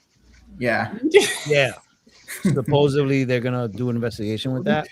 Well, what do you think? Wait, I mean, it's like when Milan won the Scudetto, they mocked, Hakan. They mocked us. There was also a sign, that Thuram handed out. It said that, I don't know if this is appropriate to say live, but they said how you can shove, when Milan won it, they told us to shove our Coppa Italia up our ass. And this time we replied with, you can shove up your Derby wins up your ass. Like, that's basically, I think it's just banter, Napoli last year when we won, when they won the title, there was, the sign of Conte, having a dog on leash, Inzaghi's face, something like that, it's just banter. Oh, that wasn't a real photo? I think that was a real photo. I think that was it was a real photo. Yeah, there's a fan in the stands, it's just banter. Like, no, that was actually Conte and Inzaghi in the photo. That wasn't like IA generated. That was actually no, it was actually real. Yeah, but that's my point. Doodle's not catching my joke, but whatever. I know what you mean, but anyway, my point is, it's just banter. Like, is it really that serious? Like, Milan did it to us, we did it to them. It's just like, come on, like. Well, I don't know. Like, what do you guys think? My opinion on that is that's stupid. That's just to open up investigation on that when they should be concentrating on the sporting fraud investigation. Yeah, we've had enough investigations this fucking month. Nah, really, like, him holding up. Finish your last ones before you do any new shit. Like the least important thing they need to investigate. Milan should focus on top four, and getting a new sporting director and potential new coach. Leave us alone, bros. We passed through in Scudetti. We wanted one in your head. Now we got one more over you. So just focus on your affairs. Top four affairs and everything. Maybe one day you'll be celebrating back at the Duomo. I hope not anytime soon. But just focus on that. That's all I have to say for that. Got it. Anybody else got anything for Doodle before we move into the Milan topic? Yeah, man. Apparently, when Inter did win the Scudetto, Milan fans slept so soundly because all Inter fans are just Milan fans waiting for Milan to become good again. That's what I've heard. That's what I'm gonna say. That's it. You do realize that we have more local fans than them, right? Now, worldwide, they have more fans than us. I'll concede to that. But hey, in Italy, bro, it's Inter fans are apparently they're just Milan fans waiting for Milan to become good again. That's why they were leaving and going back. Well, I don't know about that, because if that's the case, then they're gonna be waiting for a long time. Doodle. How where did you get that information from? That there's more Inter fans in Milan than there is Milan fans. Well, not this again. No, the consensus. Like, where do you get these consensus? Because the last time you said that there was like 90% of the people that were in the stands that were cheering Bastoni were all Italian. I just want to know where you get this info from, because I would like to know that type of info when it comes to Napoli. And I don't know what site. Worldwide, Milan have way more than us. I'll concede to that. And how do you know that? Well, while he looks that up, Inter has basically. I mean, do we really even want to talk about their last match, Bologna versus Inter? I mean, they don't have nothing to play for. They're playing away. They're gonna probably just bench everybody and play the kids. So, yeah, I don't think there's pretty much anything to talk about there. I really want to get into this Juventus topic, bro. So I think we're gonna jump over Milan. We're gonna jump into Juventus, and we're gonna start this off. Gio, my brother. No, RB hasn't talked really, so let RB go. I want RB to go first. Yeah. Smart man. Smart man. He just threw RB in the front lines. RB, you are the guy that's gonna take. Set him up horribly, bro. Right. Well, what a guy Gio is. Well, he hasn't talked the whole show, man. Well, smart, I've Gio. been That was very waiting smart. for my chance to talk patiently because, boy, like, I know he wants to crash up. bro, I can't believe. I saw a story. I was in the last show. I was in the comments saying, watch these players bottle top four. Watch them bottle top four, and lo and behold, they found a way. Yep. They found a way to bottle top four. Yeah. But I'm not surprised. As angry as I am, because I'm angry. I'm not surprised because these players are Europa League level players. Let's be honest, and they're very overrated, overpaid, and overrated. Let's start off with some players. Locatelli. I know you hate him. Incredibly overrated. I'm sorry. Mention that fraud, RB, please. Say it because nobody listens in this damn Juventus fan what base, does he bro. do? What does he do? Like, he can spray a long ball. He's a good player. But like a lot of these players, when the going gets tough, when you really need to win a game, he doesn't show up and he goes. And, as far as I'm concerned, all these players are on the transfer market, all of them, even Yildiz. And, there are some Juventus fans saying Yildiz is worth 150 million. He is not worth 150 million. I'm sorry. He's worth 90 million tops. Yeah, RB. I'm not surprised with the situation of Juventus right now. I'm not. So from top to bottom, things have to change. Management, Elkan, got to go. Yeah. Di Gregorio's got to go. Vlahovic, got to go. We've got to sell. Just imagine that. We've got to sell 3 strikers: Openda, Vlahovic, and David. David. All 3 of them got to go. Like, just imagine that. Milik is your best striker. Just imagine that. Milik in 2026 is your best striker. Just imagine that. Wow. And our defense, we need. Our best player has been Kekula, and that's as sad as it is to say. He's our best player right now because he's been our most consistent player. Kekula. Yep. Like, the amount of players that we have to get rid of is ridiculous. Like, we need a whole new starting 11, not a whole new starting 11, but you know what I mean. We need basically a new team. We need a new goalkeeper, a new left back, new centre backs, a new midfield, a new attack. Are you saying that Yildiz has to go? No, but he's on the transfer market. He's on the transfer market, and he's another player for me, very overrated. Nowhere near world class. I'm sorry. Like, how many? Not many times. All the Juventini are gonna come after you. Overrated. He's another player. Hey, And our depth is just shockingly bad. Shockingly bad. We've got no depth. Like I said, this is a Europa League level squad, and I wouldn't be surprised if we drop down to Conference League. Would not be surprised. you No, we can't. Yeah. You can't because it's I wouldn't be surprised. I wouldn't be surprised. Luckily, you can't. And the state of this club, it says it all. When you've got, for example, Vlahovic, he's allowed to do what he wants.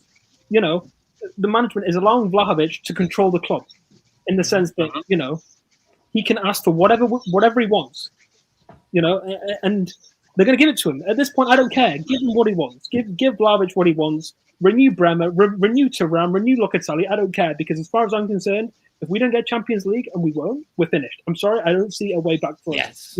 We are in banter era right now. Banter era. yes. Yes. In the next 4 or 5 years, and you know what? I predicted this back in 2019. I said if we do not get our act together, we are going to be the next Arsenal. And lo and behold, and Man United, a club that we have laughed at, they're in Champions League. They're in Champions League, and we are in Europa League.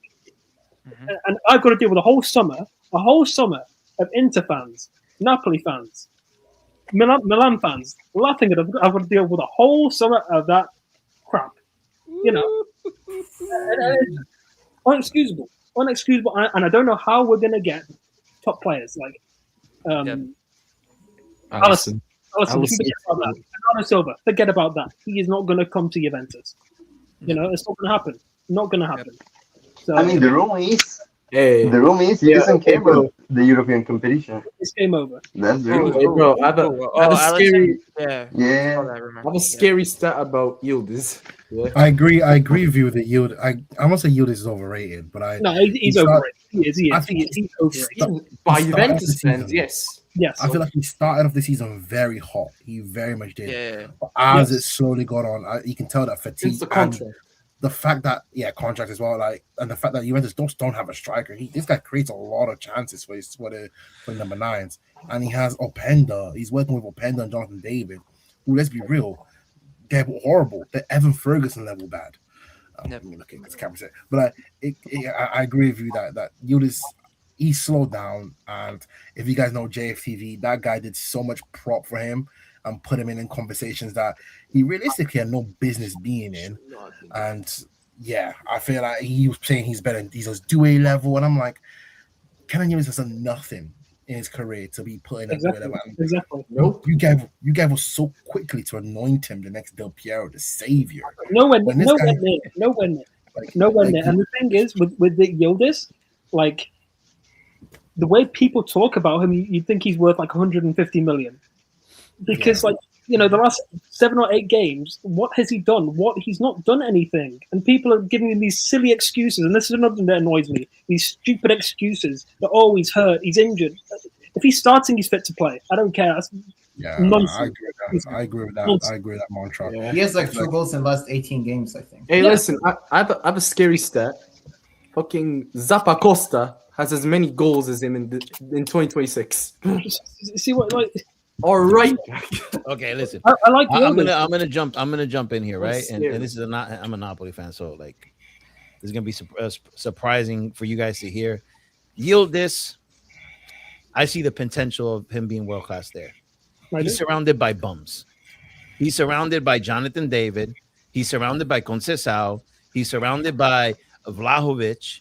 He's surrounded by Openda. He doesn't have a creative midfielder, so.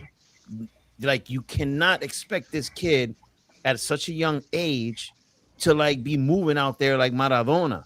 It's not going to happen. He's not a Totti. He's not going to do that. Now, if you surround Yildiz, whether it's at Juventus or another squad, and you put some ballers around him, he's gonna level up. That's my opinion. I've seen the raw materials from Yildiz, and it's there. This kid is good. He's very good. The thing is that he's like a Lamborghini parked in the projects right now. He's parked in he's like in the wrong side of the neighborhood. Every other car around him is just poor as fuck right now. And that's where he's at right now. And that's where Yildiz is gonna have to make a decision for his future, whether he's gonna stick it with Juventus. He's young, so he could waste a couple more years, but you're not going to see his full potential with that lineup. You're not going to see it. No, you know what I mean. Look, carry on. Sorry, carry on. Look, and I hate to say this, right? But look at Gavara, right? I'm not comparing Yildiz to Gavara, but Gavara walked into Napoli and he had a squad around him. He had a squad. He had Victor Osimhen. He had Lobotka. He had Lozano. Jelinski. He had a squad. But then you see when he goes to PSG, which the ballers over there are even more talented. And look how he plays. It's up his game. It's leveled up his game because he's surrounded with ballers. So Yildiz, we really can't be too hard on Yildiz with this bum-ass squad that he's in because they're cheeks. Juventus right now are in banter era. They've been in banter era. They got lucky last season that they made it to the top 4, but they had no business being in top 4 last season. They definitely have no business being in top 4 this season. So their star boy obviously is going to be affected by the bum ass squad that he's surrounded by. That's why I got to know this. I don't particularly agree because there have been performances this season from Yildiz where he's just been trash, straight up trash. Like, for example, against Fiorentina, straight up trash. There's no excuses. when a player performs horribly, and I agree, I see the potential with Yildiz, but he's not completely innocent. There have been games where he's just there has been some games RB, but the thing is that what Dom's trying to say is that everybody else around him, like he's not going to be the guy that's going to carry Juve. No, I agree. This is an 11-man, on the field. Gio, where's the captain though? Everyone hypes up. Hey, give me a second. Real quick, I wanted to address this one real quick. Listen, where's this comment at? Because this is about Napoli, right? Yes, Guevara was still performing when Napoli finished 10th. Performance dropped, but Guevara was still surrounded by the same players he won the Scudetto with. The same players. So it wasn't like he was like everyone was sold and he had a bunch of bums around him. It was the same exact team. So you put Yildiz on this Napoli squad, forget about it. He'll cook. So, and Yildiz is also, we're not talking about it, he's dealing with an injury. He has a knee injury. I don't want to hear about that. I'm sorry. I don't want to hear about that. Well, as you can see, it is affecting his explosiveness and it's affecting his speed. But Dom. And maybe mentally, and you got to think about it. How about mentally? How is he mentally right now? When you go to a job and your job just sucks, right? You're the best guy at your job, but your company is trash. Like, you could only stay motivated for so long. Well, Dom, you know what I mean? I want to look at the beginning of the season. If you look at someone like Sula, I don't always bring it back to Roma, but we have to. Sula was starting games with Baldanzi and Evan Ferguson. And how many times did he bail out Roma to then get the 3 points at the beginning of the season before he got his major injury? Like, to an extent, you can say, yeah, he's got poor players, but that doesn't stop you individual ability. He looks like he just can't beat his man one-on-one. He just looks like he just can't do anything. I don't know. I saw him beat his man one-on-one in that Fiorentina on that counterattack. That looked sexy as hell. And what happened? He passed it off to a bum, and they missed the goal. But that counterattack and that Fiorentina game, that was sexy. He beat his man 1v1 in the counterattack. That's one instant over a sample size of like 16, 20 games we've had of since 2026, whole entire 2026. No, but Yildiz is still like, it's not wrong though. Like, he has a knee injury. Like, yeah, I mean, you can say, some games he definitely hasn't performed well in, but this kid is talented. Like, this kid can really do why? Okay, so why do you think? Remember, why do you think Yildiz is starting? Right? You have to also look at Spalletti as well. Because he's looking at the options. Boga's been good. I don't know why I don't know why Spalletti, he just doesn't trust a lot of the players in the locker room. I mean, he said it. That's one of his cons. He said it. It's the thing is that none of those players are his. I know that. That's another thing too. That they were never his. You haven't even went into a transfer window with Spalletti, so it's not one of his cons right now. We can't say that because he never asked for any of those players. Yeah, he's trying to find a way to win. Now you got to run a transfer window with him, and then and I don't know. It's still looking kind of iffy with Juventus because they don't do good in transfer markets. They haven't been doing good in the windows the last couple of windows.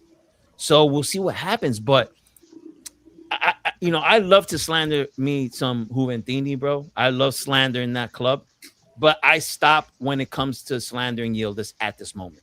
He is not on my fraud watch list as of yet. Oh no, he's not. No. Agree. I agree. He's not on my fraud watch list. But the point I'm trying to tell you one thing right now, RB. I'm gonna tell you one thing right now. He starts on every single team of every person in here. Yildiz walks in and starts in your starting 11. For Inter, for Roma, for Atalanta. Politano starts for Atalanta. And for Napoli, I would say we have Alisson Santos, which is looking promising, but I think Yildiz is on another level as of right now. So he starts on all of our clubs. So that tells you right there that he's not no bum. No, he's not. But I guess the point I'm trying to make is that truly special players find a way. They find a way. And like with his injury, he shouldn't be starting there. If he's injured, he shouldn't be playing. Simple as that. If he's injured or hurt, he shouldn't be playing. If he didn't play, you guys would probably be in the Conference League spot. That's the thing. You guys don't have many options to be like, oh, Yildiz. Oh, we have a 60% Yildiz out there. Nah, bench him. We have better options. You don't. That's the thing. That's why you have to start him. Yeah. So that's and you're playing once a week. So, he's getting enough rest. So you have to keep him in there. And, you want to know if Yildiz is good? Look at him on his national team. No, he's good. He's good, but I think my point is he has less bombs on Turkey than in Juve. He has more ballers there with Turkey. Yeah, I kind of know. So. But he's not unsellable. Yeah. He's not unsellable. Like people say he's not. I wouldn't sell him. I mean, it depends. Okay. No. I take this back. Please sell him. I mean, no, but RB, if I had to ask though, like, if because it says if Juve do finish outside top 4, that means financially there's going to be a lot of problems for Juventus. True.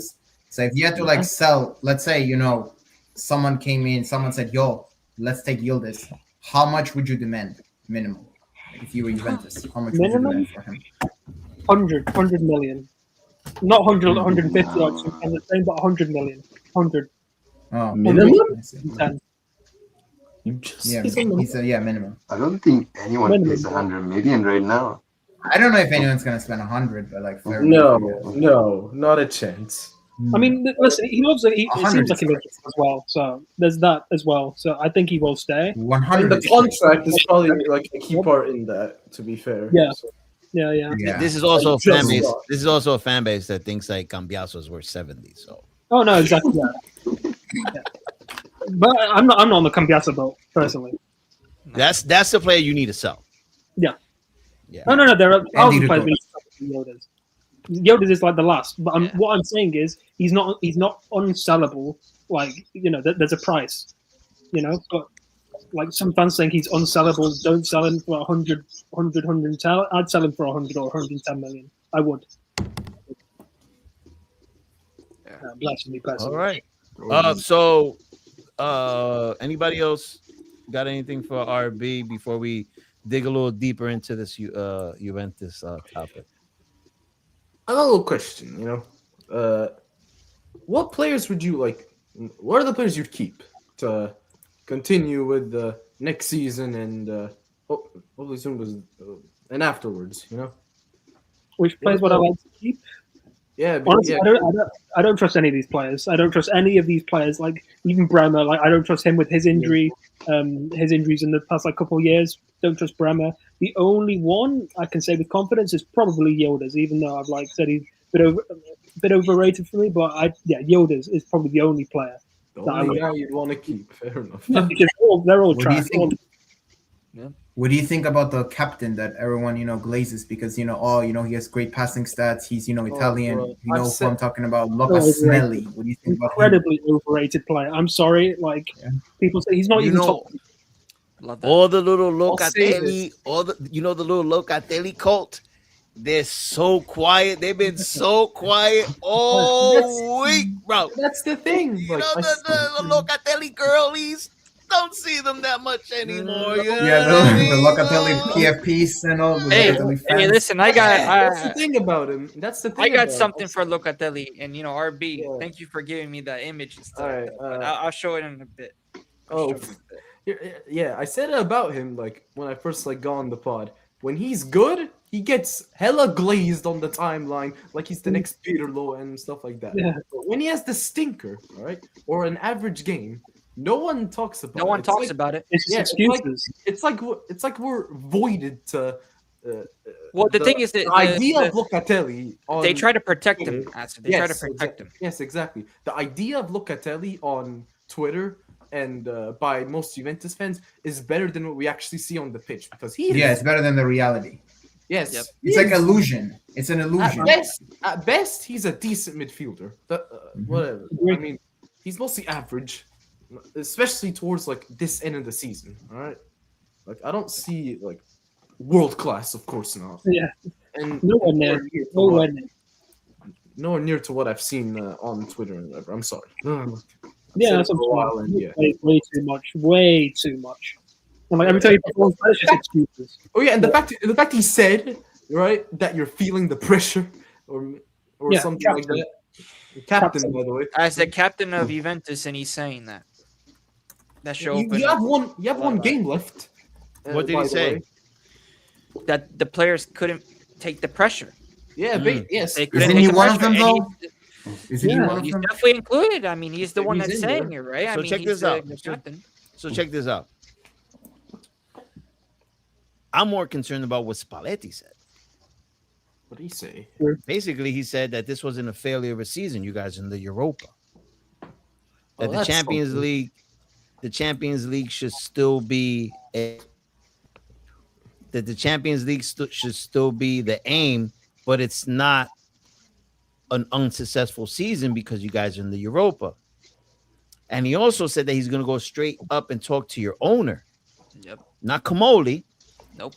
But your owner. Shouldn't be saying Not that. the sporting director, but your owner. So that's very, very worrisome. Because now, who's in charge up there? What's going on? Also, and this is a big one. I'm going to give it to you, Gio, because you ain't going to escape me, you fraud. Juventus themselves, Juventus are looking like they're going to the Europa League, right? How is this going to affect your summer transfer market? But not only that, before we go into that, let's go into this. You guys did something very smart when you signed Spalletti, which I was completely like, I was just like, yo, just sign him for 2 years. It was, we'll give you this year and we'll extend you for another year if you make the Champions League. But what happened? Spalletti was on that winning streak. Remember? He was going through opponents. And you guys actually did not wait for Champions League to be confirmed. And you went ahead and you extended his contract April 12th. Now, my question is, did Spalletti get like too comfy with the job security? Because ever since then, a couple of draws and a loss, and then like some bad results against Hellas Verona and now Fiorentina. Did the job security make him just like take away that kind of like that hunger that he had? I mean, possibly, Dom. I mean, look at even when Yildiz signed his contract, it kind of took the hunger out of him, as a lot of people were saying on Twitter and stuff like that. So, I mean, you could say the same thing with Spalletti. I mean, with Spalletti, yeah, we were doing great, in my opinion. We were actually improving throughout the middle of the season. And then, now, right, we're looking at the reality of the squad, and I think what he's saying, I mean, listen, it's true. With the Europa League at the moment, that's where we have a lot of bums on this team. So, I think he's just putting us to where we are right now and to where we're at. And I mean, how is it going to affect the summer mercato? It's going to affect tremendously if we don't make Champions League, I think. But, it's weird because at the same time, he's going to go speak to Elkan. He's not even going to go directly to Comoli, which I think Comoli is gone right after the season ends. Either way, I think he's gone along with his crew there. And, yeah, I mean, I think that Spalletti, I mean, either something's going to happen. I mean, who knows? Like, he might resign. There's a lot of rumors about him resigning. But, yeah, again, you're going to have to start from scratch. And Elkan has to trust Spalletti and possibly what maybe Spalletti is going to tell him, because Spalletti's going to definitely put something on the table. He's got to definitely also say something to Elkan to really convince him as well on why he's going to stay too. So, yeah, we'll see what happens. But I'm really curious. It's not going to be a good summer in terms of the players that we get. It would be a miracle if we actually get decent players, I think, right? But we would have to sell a lot. I think we have to get like a lot of the dead wood out, and especially finishing Europa League. Yeah. I mean, listen, we should definitely get a lot of this dead wood out, man. That's what we need to focus. And I think that missing out on Champions League for a season, I know it's terrible, but at the same time, I think that this management and this ownership needs a little bit of waking up to, and bring back to reality. Because with Elkan as it's always been like a band-aid. I think every single time that we've made Champions League like this, has always been like a band-aid for The you. band-aid runs out though eventually. Yeah, and Because but of like I a said, draft. again, this is, I think, should be a wake-up call for the management, 100%, and for the owner, and especially Elkan, that because this would be like his first real season that he hasn't really done, like Juve hasn't really done well and actually finished outside the top four. So there's no excuses for it. It's all on Elkan. So that's why I'm like, okay, let's see what happens. I mean, who knows? I mean, even Elkan could sell the club eventually too, which is still a lot of rumors about that. So, and I'm hoping I want everybody out. I want Elkan out. I want Comoli out. I don't want Spalletti out though. I think Spalletti, he needs his team. He's a good coach, but he needs his team. He needs his players. So, yeah. Well, there's a lot of rumors floating around, and we all know how these journalists love to throw out news for the clickbait. Since Conte and Napoli are most likely departing, they're already talking about. I know they're talking about. Candidate for Juventus. Bomb. I've been seeing Juve accounts tweet more about Napoli and Conte than I've seen them talk about Juventus this whole day, bro. That is true. Well, listen, I think with Conte, it would all depend on what happens with that meeting, Dom, right? As Spalletti and Elkan are going to meet, and we'll see what happens with that outcome on soon. Very soon. I'll tell you what. That's good. Last summer, I was fighting for Conte to stay. I didn't want him to go to Juventus. But now, a Juventus that is not making Champions League, that has a lot of holes in their squad, that don't have that much money going into the transfer market, that just extended Spalletti, that are thinking about signing a manager like Conte that can't compete in multiple competitions, that is expecting a lot of money to be spent in the transfer market for him to compete, that cries if he doesn't get his way. Mm-hmm. I remember when Inter fans and Juventus fans were saying ADL and Conte could never make this work out. It would implode.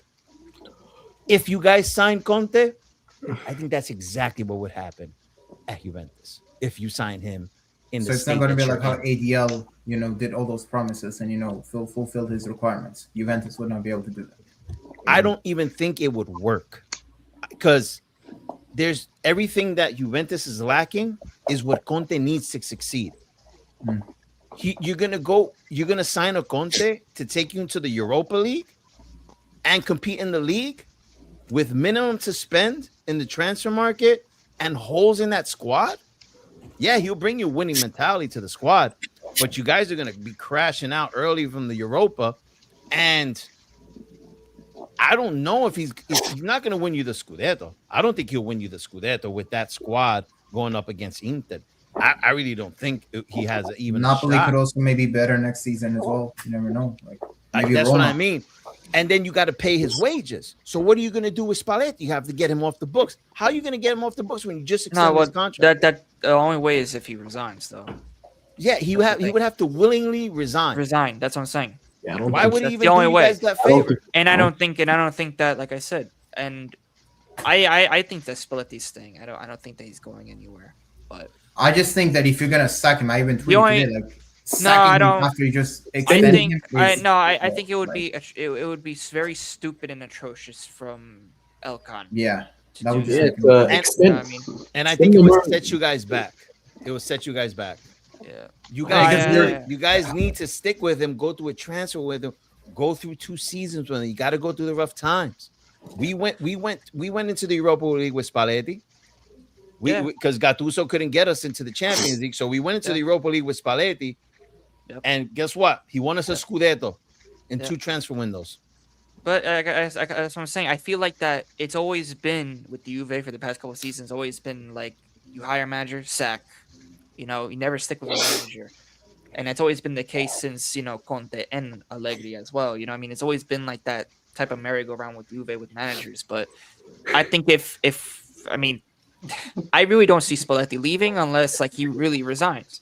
I don't see Elkan doing that. I see Comoli getting sacked 100%. I see him getting sacked. Everybody that's involved with Comoli, I think, yeah, everybody from that. So that's like another new sporting director got to come in, and you're doing this whole thing again. It's like, wow. Like, yeah. But listen, I think the only positive thing I think would probably be keeping Spalletti and going with a transfer window with him. You got to get rid of guys like Di Gregorio, though, and all these guys. Yeah, you got to get rid of half your team, bro. Well, of course. 10 shots on target, 10 shots on target at first, in games, and he can see it's like if you're a keeper, it's more. 16. Yeah, it's more. I think Spalletti. I think Conte. Because if it's true that Conte already had voiced a month ago to the club, and the club agreed that they were parting ways, around that time, you guys extended Spalletti, so it doesn't make any sense. But at that time, there was that Italian national team, job opening. Yep. So I think Conte is going to the Italian national team. It's going to be a much lighter schedule for him. He doesn't have to leave Italy. He's there. Yep. And he already did this job before, and he took a bum squad to the semifinals. Quarterfinals. So I think that's where he ends up going. So I mean, in this Pep thing, Pep wouldn't last a day at Juventus, bro. This guy is used to oil money. This guy's used to he's used to like he's not gonna having ballers, bro. He's used Like, to the richest. really, bro? No. Yeah, it is just rumors because Pep announced that he's leaving the same day Conte announced he's leaving. So even Napoli fans are like, "Yo, ADL, he's gonna leave." I doubt it. I think Pep is gonna go to another big club, maybe in national team, I believe, in the Prem or but I don't see him going. I think he's gonna take a break, honestly. I think he's gonna coach Spain. But yeah, like if there's no Spalletti. I mean, look, you can say what you want about him. You can I'm not saying he's perfect or anything, but this is not his team. This Juventus team is awful. Honestly, if we go by like balance of play for this whole season, can you confidently say Juventus is our top 4? If we go by the whole season performances, no way. I think it would have been. I think if we would have stuck with Tudor, it would have been way worse than our position. Oh no! If you'd stuck with Tudor, I think you would be. That's somebody else. So that's why I again, with Spalletti, I think that's why we should continue with Spalletti. Give him a summer transfer window, give him a couple transfer windows, and see where it goes from there. But we have to make the right moves as well with the budget that we have, and we have to sell players too in the process, of course. So, all right. What do you think, Torino, bro? I'm gonna tell you something. You guys usually don't have any issues with Torino. You guys pretty much always win that derby. But it's Torino versus Juventus on their home field. And they would love, but absolutely love, to completely end any chances of you guys making top 4. And I see them playing you guys all out. Like all out. On it, basically. Yeah. You guys not winning the game. There's no winning. Long game against Juve with Spalletti the season earlier at the Allianz Stadium. So yeah, it's not. Like I'm telling you right now, and I'm being honest, this is a promise. This is a promise. If we get top 4, I promise you I'm getting a Vlahovic tattoo on my arm. Well, let's not talk about top 4. Let's talk about, are you guys going to beat this Torino? I don't know. Probably not. Probably not. With this team, I can't be confident with anything. Wow. These players. You're going to tell me that 36 or 38, whichever one you want to say, 36, 38 giant of Italy doesn't think they could beat their little bros in Turin? No. This is the worst. Now, I mean, listen, we couldn't even beat Fiorentina, bro.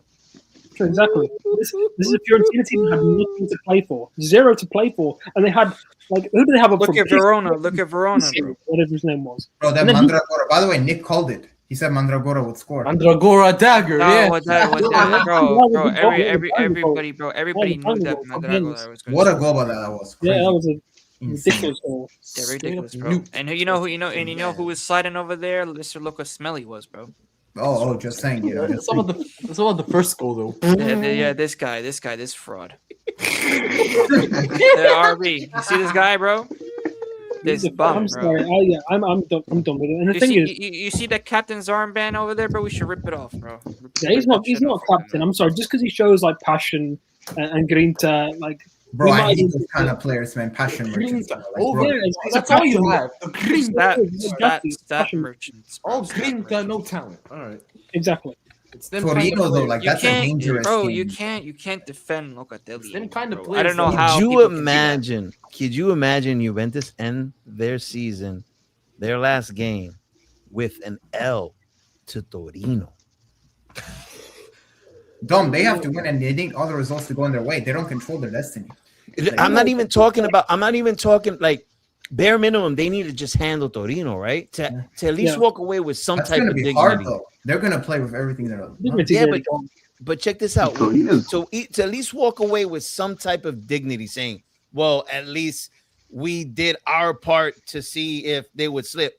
But could you imagine that they lose to Torino, bro? Hellas Verona, Fiorentina, and Torino, bro. Back to back, dude. This will be Gio, bro. I swear. This is fucking bullshit. Okay? These fucking assholes. These fucking assholes! The fuck is their problem, man? This is fucking typical cop hate game bullshit. And then we'll go check on Nick, and this will be Nick.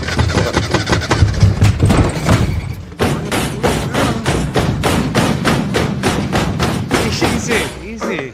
You're not gonna get it started that way. Well, I'm just getting ready. You know, I'm about 32% done with my restoration. Bro, we haven't heard from Nick though. You know, Nick's just crazy. ghosted. I'm never gonna forget Nick and Gio.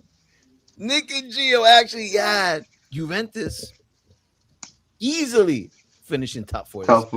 Isn't that right? Isn't that right? Let's all laugh at the Juventini up in here. Huh?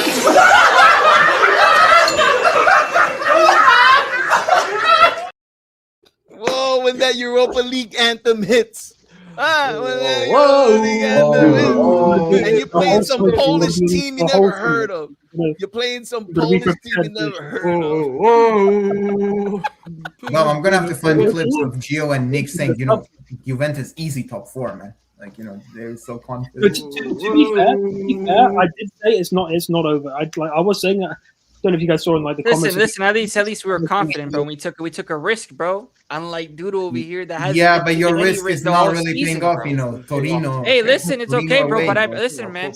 But that's for supporting a club, bro.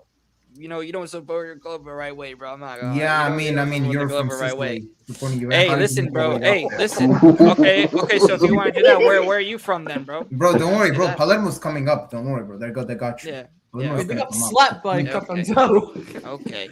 So even his local team's giving him pain. Oh, Gio, he got you with the Palermo, bro. He got you with the Stinker and hooked. Nah, man, yo, listen, it's time to take the L, guys. I gotta give you guys props. You guys came. But Gio has to come. He has no. Yeah. But RB, you just came for the cooking, and I have to give you that, bro. You know, no, bro, we deserve it. Like we deserve it. Oh yeah, you fully do. You fully do. Yeah, you fully do. You deserve that and more. Like you deserve more misery. For winning 9 Scudetti and cheating throughout those 9 Scudetti, yeah, you deserve a lot. Time machine. But you know what's funny, guys? This is what's fun. This is what's gonna be fun. Second season of Tutto Calcio, right? And Doodle's gonna be talking about the midweek games and how he played. I don't know, like Liverpool, right? Napoli gonna be talking about how they went up against Man City, or Real Madrid. and then and then Gio gonna tell us how he played some Polish team on a Thursday that we don't even know about, and then we're all gonna laugh, and then you know what Gio's gonna do? Gio's gonna get in his car after the live, bro, and he's gonna sit and he's gonna have some me time, and this is gonna be Gio. This is gonna be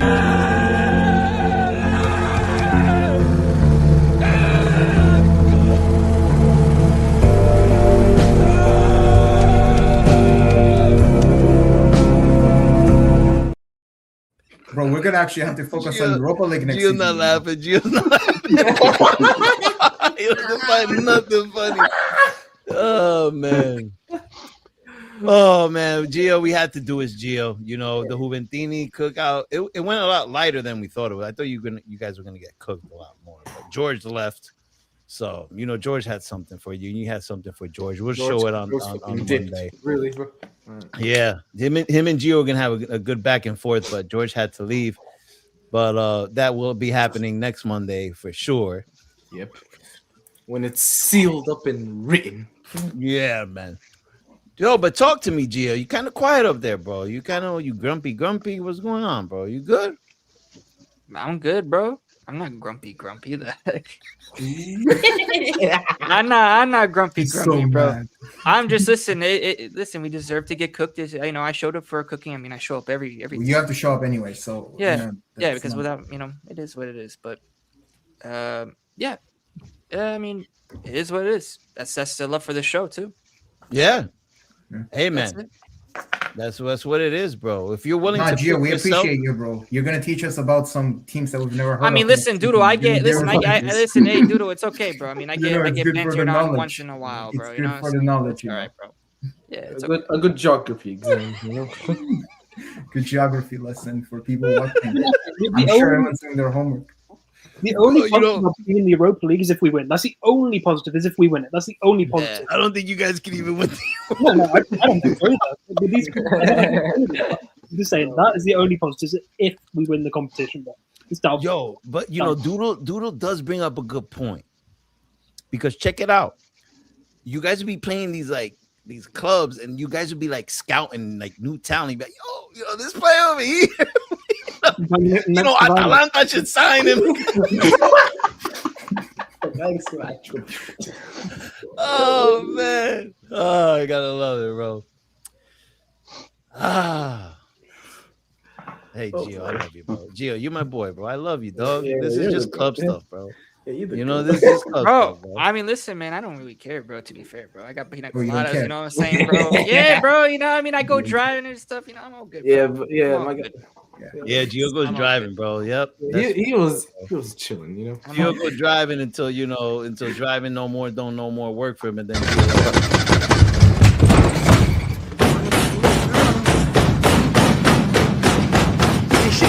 Easy. You're not gonna get it started that way. Well, I'm just getting ready. I'm about 32% done with my restoration. That be Gio driving down South Beach. When he went to take canals with some Polish team that no one ever heard of. You know what makes it best? When he's reading the stats on FootMop, bro. This is fucking bullshit. Okay? These fucking assholes. These fucking assholes! The fuck is their problem, man? This is fucking typical. Nah, Dom, you know what's perfect though? Nick is on Thursday, so he will be giving us a demonstration as well. Demonstration on. Oh, Nick, bro. Nick has ghosted the app. He's not even showing up on the group chats. He's not even posting anything on Twitter. He's inactive, by the way. Yeah, he liked Cagliari Lad's tweet. It's a great post. Oh man, it's a good show. I say we talk about Milan for the next episode, and I think we should talk about. We'll cover Atalanta next one too. And Asa, you could come on the show and talk about Atalanta. Yeah, FREEFALL. We hit the 2-hour mark, so okay. I think we should be calling it tonight. Yeah, we'll talk about Atalanta and Milan next show. And yeah. Now, before we wrap this up, though, we got the quick fire round. Your last top 6 predictions for this panel, because we're gonna do it again on Thursday. Your last top 6. Be advised, I will be writing them down. Now, let's go into it. Gio, what is your last top 6 prediction?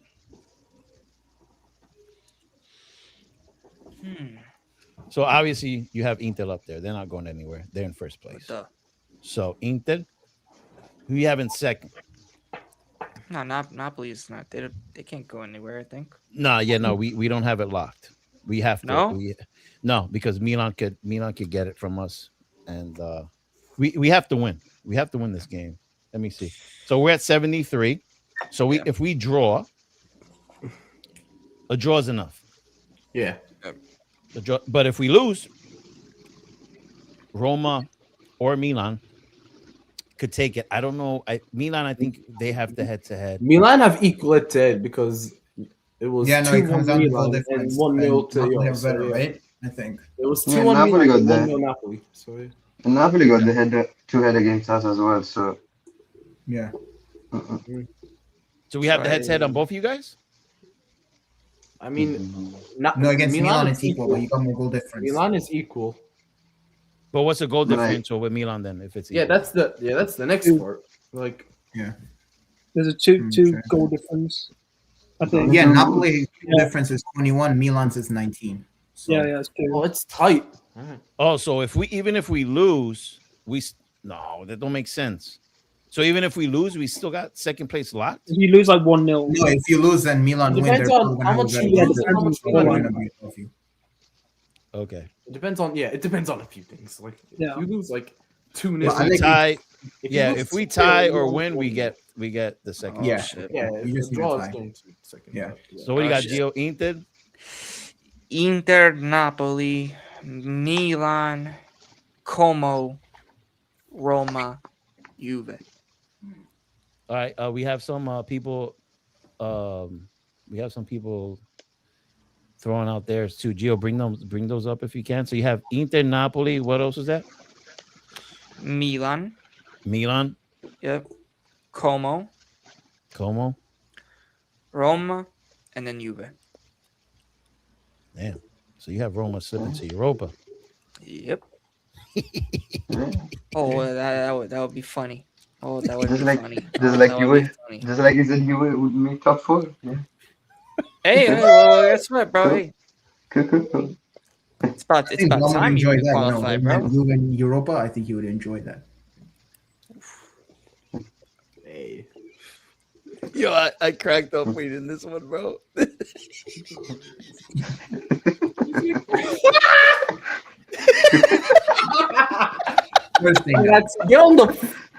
Get on here. Oh my god. Get on here, bro. Whole summer. Get on here, bro.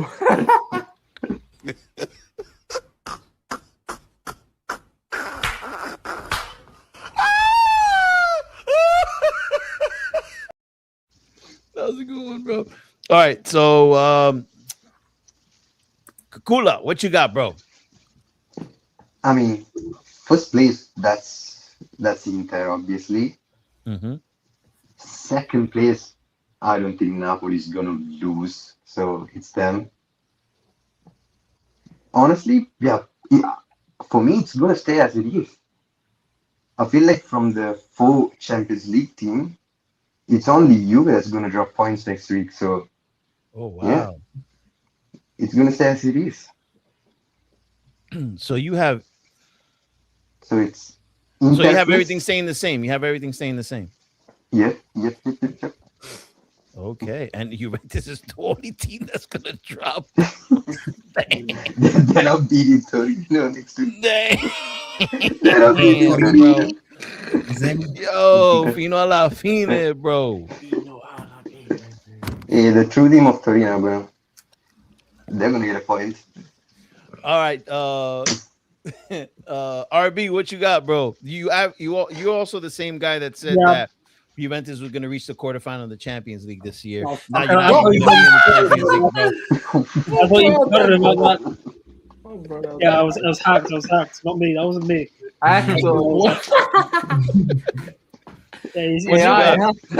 One time I stick my neck out for the team. Yeah, never again. Never again. What you got? Yeah, no, just as it is, the same. Same exact thing. Nothing's moving. Yeah. Nothing's moving. Okay. Then Como, Juventus. Okay. Roma, Como, Juventus. You know, guys, I'm gonna tell you something. If it does stay the same, that's an interesting top four. Inter, Napoli, Milan, Roma. That's a class one. I mean, you got the two northern teams, central team, and a southern team.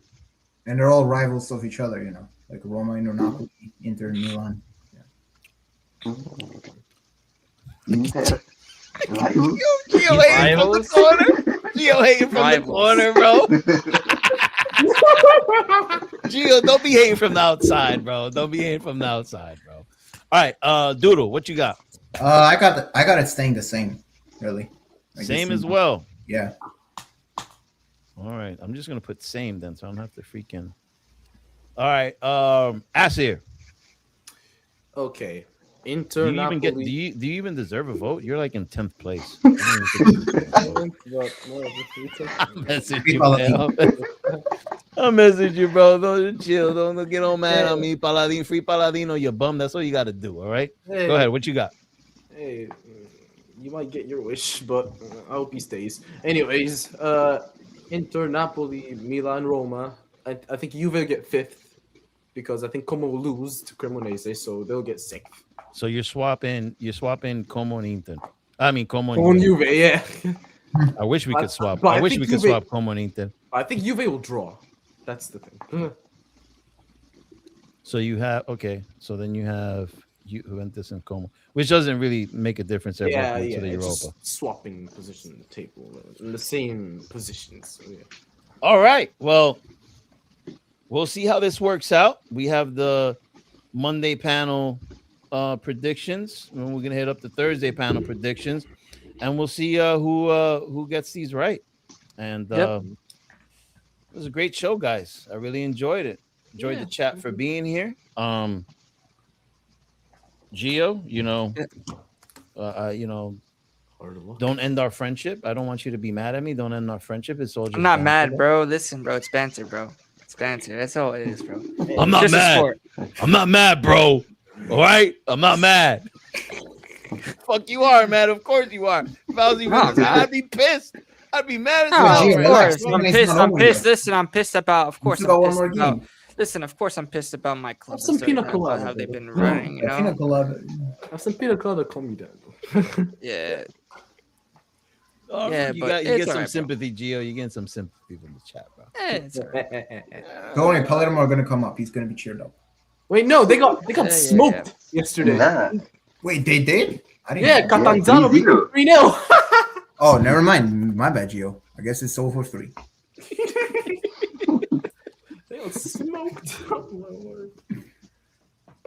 Yeah. But all right, I guess we're gonna end the show. Big up to everybody. Yeah, good shit. Big up to everybody. Sure, of course, big up to RB, big up to Valentino as well. Make sure to go follow them in the socials as well. Gio. Yo, Gio, raise the energy, bro. Be happy. Come on. Yo, like you normally Oh call. Hey, my guys. God, Amazing night. Thanks for stopping. He's like, hey, guys. Coming by, appreciate you guys for coming out. Big up to the panel. Big up to everyone here. I got pina colada waiting for me in the fridge. So I'm going to leave. Bye-bye. I'm trying to go cold away. No, but big up to everybody. Of course, you guys already know what to do, and share the content as always. Great show, and yeah. Thank you to all the guests also for coming. Kekula, Hopefully we'll see you already again. Bro, doodle. Hey, I know you're, bro. I'm just letting you know. Hold on, bro. You know, because I think you need to be reminded, bro, who owns the room, bro. You know what I mean? You need to be reminded a little bit. You know what I mean, bro? Don't be like George over there. You know what I mean? Don't be like that guy. Don't be like that guy. Right? Damn, Gio, thanks, bro. Yeah, I got to you're check the welcome. parking lot. All right, You're gonna be well, nice. All right, there you go. You can be in the parking lot over there, all right? But big up to Kekula as well, man. Big up, brother. Big up for being on, bro. Because Thank you, bro. man. Thank you for having me in there. Yeah, Thank you for having me. I know it was also late for you, right? If I'm not mistaken. Kinda is 6 a.m. right? Yeah. Oh wow, bro. Damn. Yeah. Wait, where are you at? You're in the morning. Well, what? Yeah, he's in Yeah, the where morning. you at? Yeah. So. Well, we're more than willing to have you back again, bro. So you're more than welcome. You're one of our loyal supporters, dude. Appreciate you. I wish Inter fans had loyal supporters like you are for this pod, because Inter fans don't have loyal supporters, bro. But that's another topic. Who is on Monday? This is the Monday panel, Olivia. Well, this is usually the Monday panel. Yeah. Yeah. We were Well, missing Biagio Biagio. also We were missing usually, and Biagio. George. And Biagio was sick. Well, George left. George And left. George. And George. Yeah. George left mid-pod, so Yeah. You know, George was gonna like drop some bars, you know, if he stayed. So, Big up to everybody, and we'll see you on the next one, guys. That's right. Ciao. Europa League. Ciao. anthem. Dun, dun, dun, dun, dun.